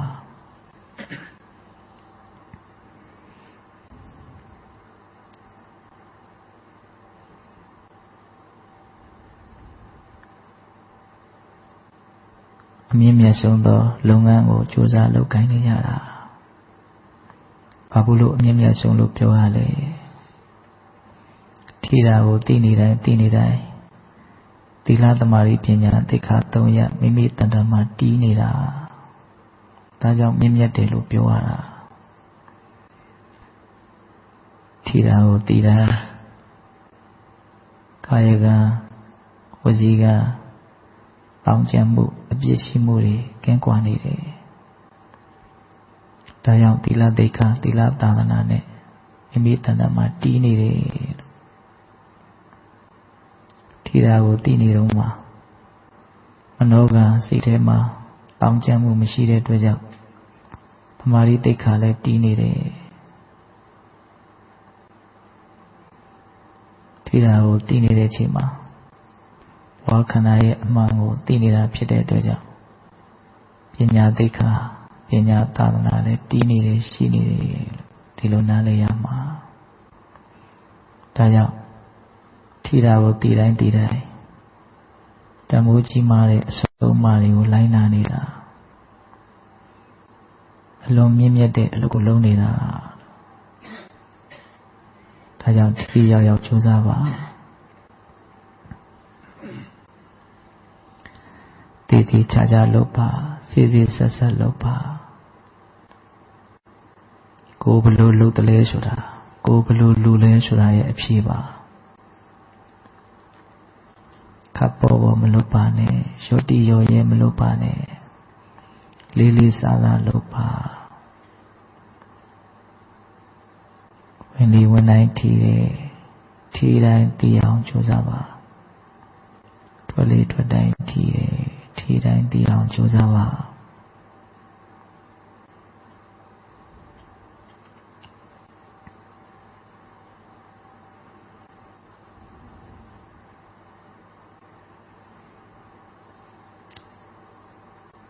ဝေဘူးဆရာဘုရားကြီးကထီတာကိုသိနေတဲ့အချိန်မှာလောဘဒေါသမောဟတွေဖြစ်ခွင့်ရလို့မဖြစ်ဘူးဒါကြောင့်အလွန်မြင့်မြတ်တယ်လို့လူရင်းကြပြောပါတယ်ကိုယ်စိတ်ကလေးဖြူစင်တန်ရှင်းအောင်ကြိုးစားနေတာ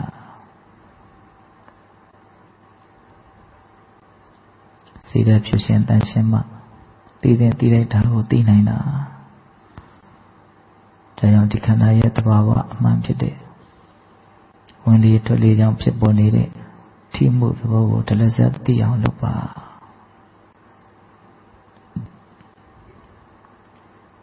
စိတ်လိုမလိုက်ပါနဲ့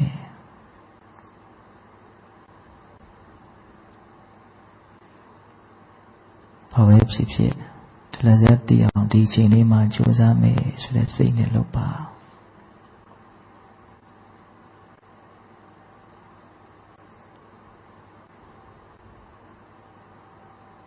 လက်ဖြစ်တဲ့အတွက်တွင်မှာစိတ်ဟာကတိတသိန်းလောက်ဖြစ်ပြီးချုပ်တယ်လို့အလုံးကြားဖို့တယ်ထီတာကိုသိနေတဲ့ချိန်မှာအချိန်ကာလမကြာမြင့်မိမယ်လို့ကုသိုလ်ကောင်းမှုတွေအများကြီးဖြစ်သွားတယ်ဒါကိုနားလည်ဖို့လိုတယ်ထီတာကိုသိတိုင်းမြင်မာတဲ့ကုသိုလ်ကောင်းမှုကိုရအောင်ကြိုးစားနေတာ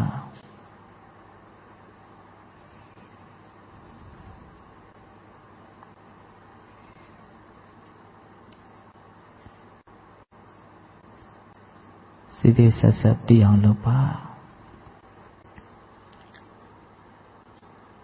ဝင်လေဝင်တိုင်းထီတယ်ထီတိုင်းတည်အောင်လုပ်ပါထွက်လေထွက်တိုင်းထီတယ်ထီတိုင်းတည်အောင်လုပ်ပါ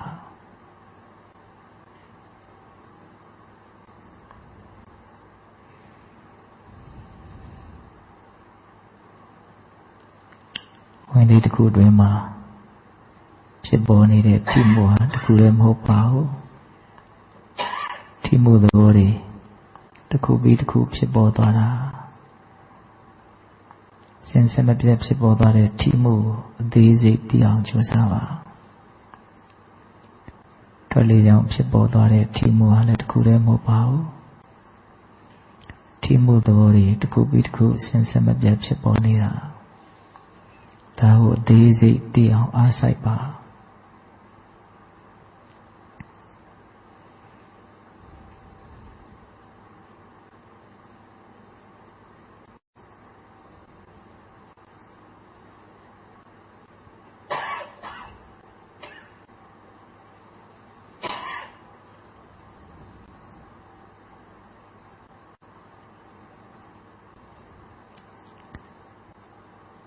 လုံနိုင်ခဲ့တဲ့အလုပ်ကိုလုပ်နေတာ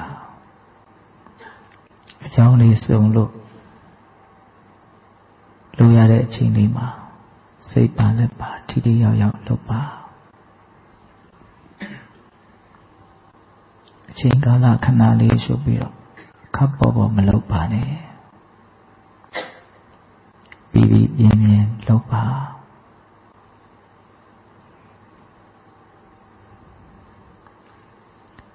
ဝင်လေဝင်တိုင်းထီတယ်ထီတိုင်းတည်နေအောင်လုပ်ပါထွက်လေထွက်တိုင်းထီတယ်ထီတိုင်းတည်နေအောင်လုပ်ပါ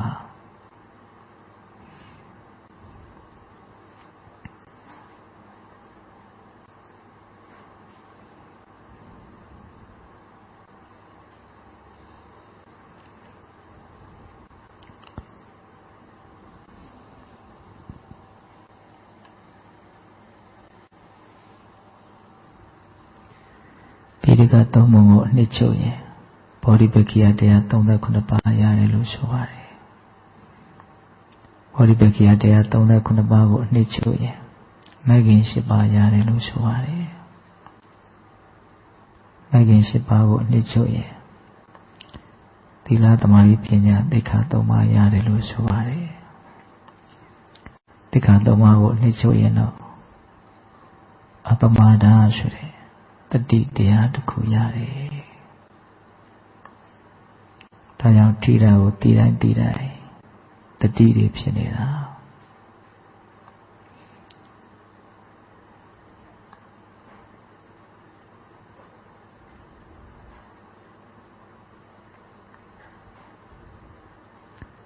တာမန်နေတဲ့အချိန်နဲ့မတူပါဘူးတာမန်နေတဲ့အချိန်ကတောင်တွေးမြောက်တွေးဥတ္တရာမဲ့တွေးနေတာ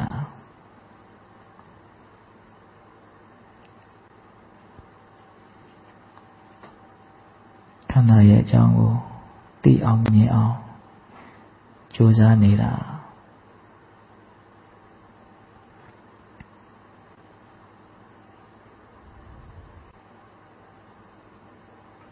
ဝင်လေဝင်တိုင်းထီတယ်ထီတိုင်းသိနေအောင်လုပ်ပါထွက်လေထွက်တိုင်းထီတယ်ထီတိုင်းသိနေအောင်လုပ်ပါ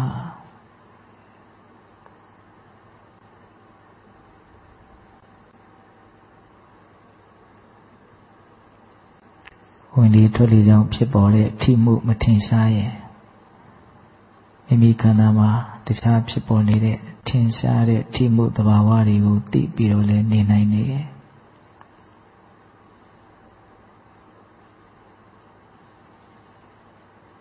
တစ်မျိုးပြီးတစ်မျိုးတစ်ခုပြီးတစ်ခုဖြစ်နေတာကိုသိနေအောင်လုပ်ပါအတန်ကြားနေတာရှိတယ်သိနေအောင်လုပ်ကြည့်ပါထိနေတာတွေအမျိုးမျိုးနေရာမှာဖြစ်ပေါ်နေတာရှိတယ်သိနေအောင်လုပ်ကြည့်ပါ စိတ်ထဲမှာတွေးကြံနေတာတွေရှိနေရင်ဖြစ်နေရင်လည်းအဲ့ဒါကိုသိနေအောင်လုပ်ပါဖြစ်ပေါ်လာသမျှကို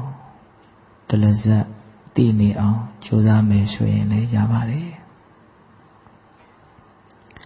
ဝင်လေထွက်လေကြောင့်ဖြစ်တဲ့ထိမှုသဘောထင်ရှားတယ်ဆိုရင်တော့အဲ့ဒီထိမှုကိုပဲတလဇက်သိအောင်လုပ်ကြည့်ပါ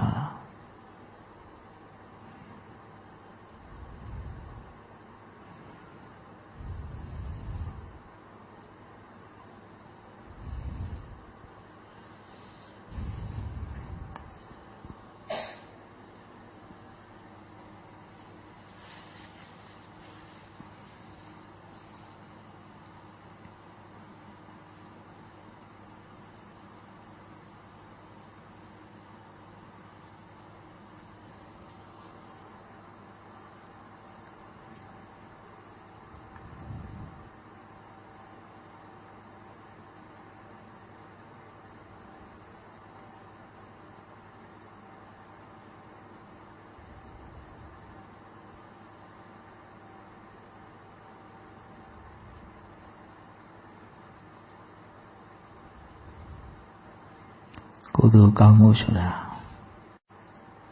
လုံးမယ်လို့စိတ်ဖြစ်ုံများနဲ့မြင့်မြတ်လာပြီလို့မြတ်စွာဘုရားဟောပါတယ်တကယ်လို့ဖြစ်တယ်ဆိုရင်ဘယ်ပြောဝယ်ရရှိမလဲလို့ဒီလိုဟောပါတယ်ဒါကြောင့်ကုသိုလ်ကောင်းမှုတွေထဲမှာမှတန်ဖိုးကြီးမားလာတဲ့ဘာဝနာကောင်းမှုကိုဖြစ်အောင်လုပ်နေတာဝင်လေဝင်တိုင်းထီတယ်ထီတိုင်းဒလဇက်အသေးစိတ်သိအောင်လုပ်ပါထွက်လေထွက်တိုင်းထီတယ်ထီတိုင်းအသေးစိတ်ဒလဇက်သိအောင်လုပ်ပါ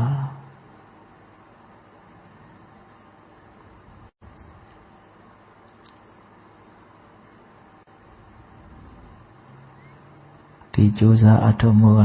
တန်ဖိုးကြီးလာတဲ့ကြိုးစားအထောက်မှုပါမဖြစ်သေးတဲ့အကုသိုလ်တွေမဖြစ်ဖို့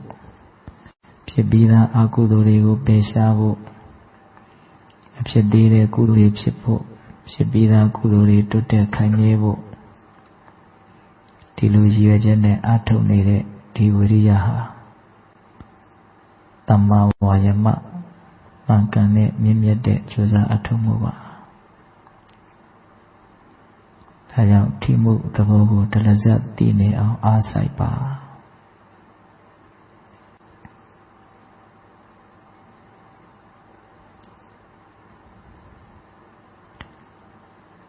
လောကမှာ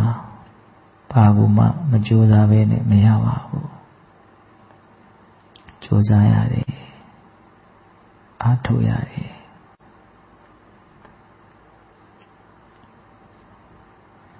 ကိုယ်ထဲမှာရှိတဲ့မြင့်မြတ်တဲ့အားတွေကိုထုတ်ပါ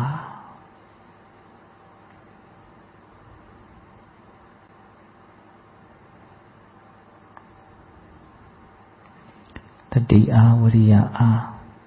တတ္တာအားသမာဓိအားပညာအားဒါတွေကိုကြိုးစားပြီးတော့ထုတ်ယူပါဒီလိုပါတန်ဖိုးကြီးတဲ့အလုံးယုံကြည်တဲ့တတ္တတရားအခြေခံအားကောင်းမှုလိုတယ်ဓမ္မကြိုးစားမှုဝိရိယအားထက်သန်မှာဝိရိယနဲ့ကြိုးစားမှတတိဆိုတာဖြစ်တာတတိအားတတိဆိုတာစင်စစ်မပြတ်ဖြစ်မှတည်ငြိမ်မှုရှိတဲ့သမာဓိကရနိုင်တာတည်ငြိမ်မှုသမာဓိရှိမှဖြစ်မှယုံနာခန္ဓာရဲ့အခြေအနေမှန်ကိုသိမြင်တဲ့ပညာဆိုတာဖြစ်ထွန်းလာတာတတ္တဝရိယတတိသမာဓိပညာပါခိုင်းကျွန်တော်15မိနစ်တောင်ရှိပါပြီနော်အားလုံးချိန်ရှိပါပြီဒီနေ့ပိဋကပေါင်းတော်ကောင်းတို့ကြိုးစားအထောက်ကြရတော့ဒါနသီလသမာဓိပညာကုသိုလ်ကောင်းမှုအစွတ်တို့ရဲ့စွမ်းတတ္တိကြောင့်ဘုရားတပည့်တော်တို့သည်မဉ္ဇဉ်ဘုံဉ္ဇဉ်မျက်နှိပ်ပံကိုလင်းမြန်ထုတ်ကြောင့်မျက်မှောက်ပြုပါရစေကုန်သောဟု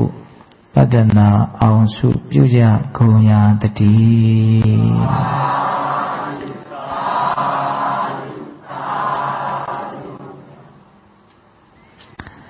အလိုဆုတောင်းရမျှဝေကြရအောင်နော်မိမိတို့ပြုလုပ်ထားတဲ့ကုသိုလ်ကောင်းမှုအရှုစုကိုအာယုံပြုပြီးတော့ဒီကုသိုလ်ကောင်းမှုအရှုစုတို့ရဲ့စွမ်းတတ္တိကြောင့်ဘုရားတပည့်တော်တို့သည်မဉ္ဇဉ်ဘုရားမျက်နှိပ်ပံကိုလျင်မြန်ထုတ်ချောက်မျက်မှောက်ပြုရစေလို့ဆုတောင်းကြမယ်အလုံးသောတတ္တဝါနာနာကုသိုလ်ကောင်းမှုရဲ့အဖို့ပါကအညီအမျှရပြီးတော့ချမ်းသာကြပါစေလို့စေနာမေတ္တာရှိထားပြီးတော့အမြတ်တမ်းပေးဝေကြမယ်အလုံးညီညာညာလိုက်ဆိုကြရအောင်အရှင်ဘုရားဘုရားတပည့်တော်တို့သည်ယနေ့ယခု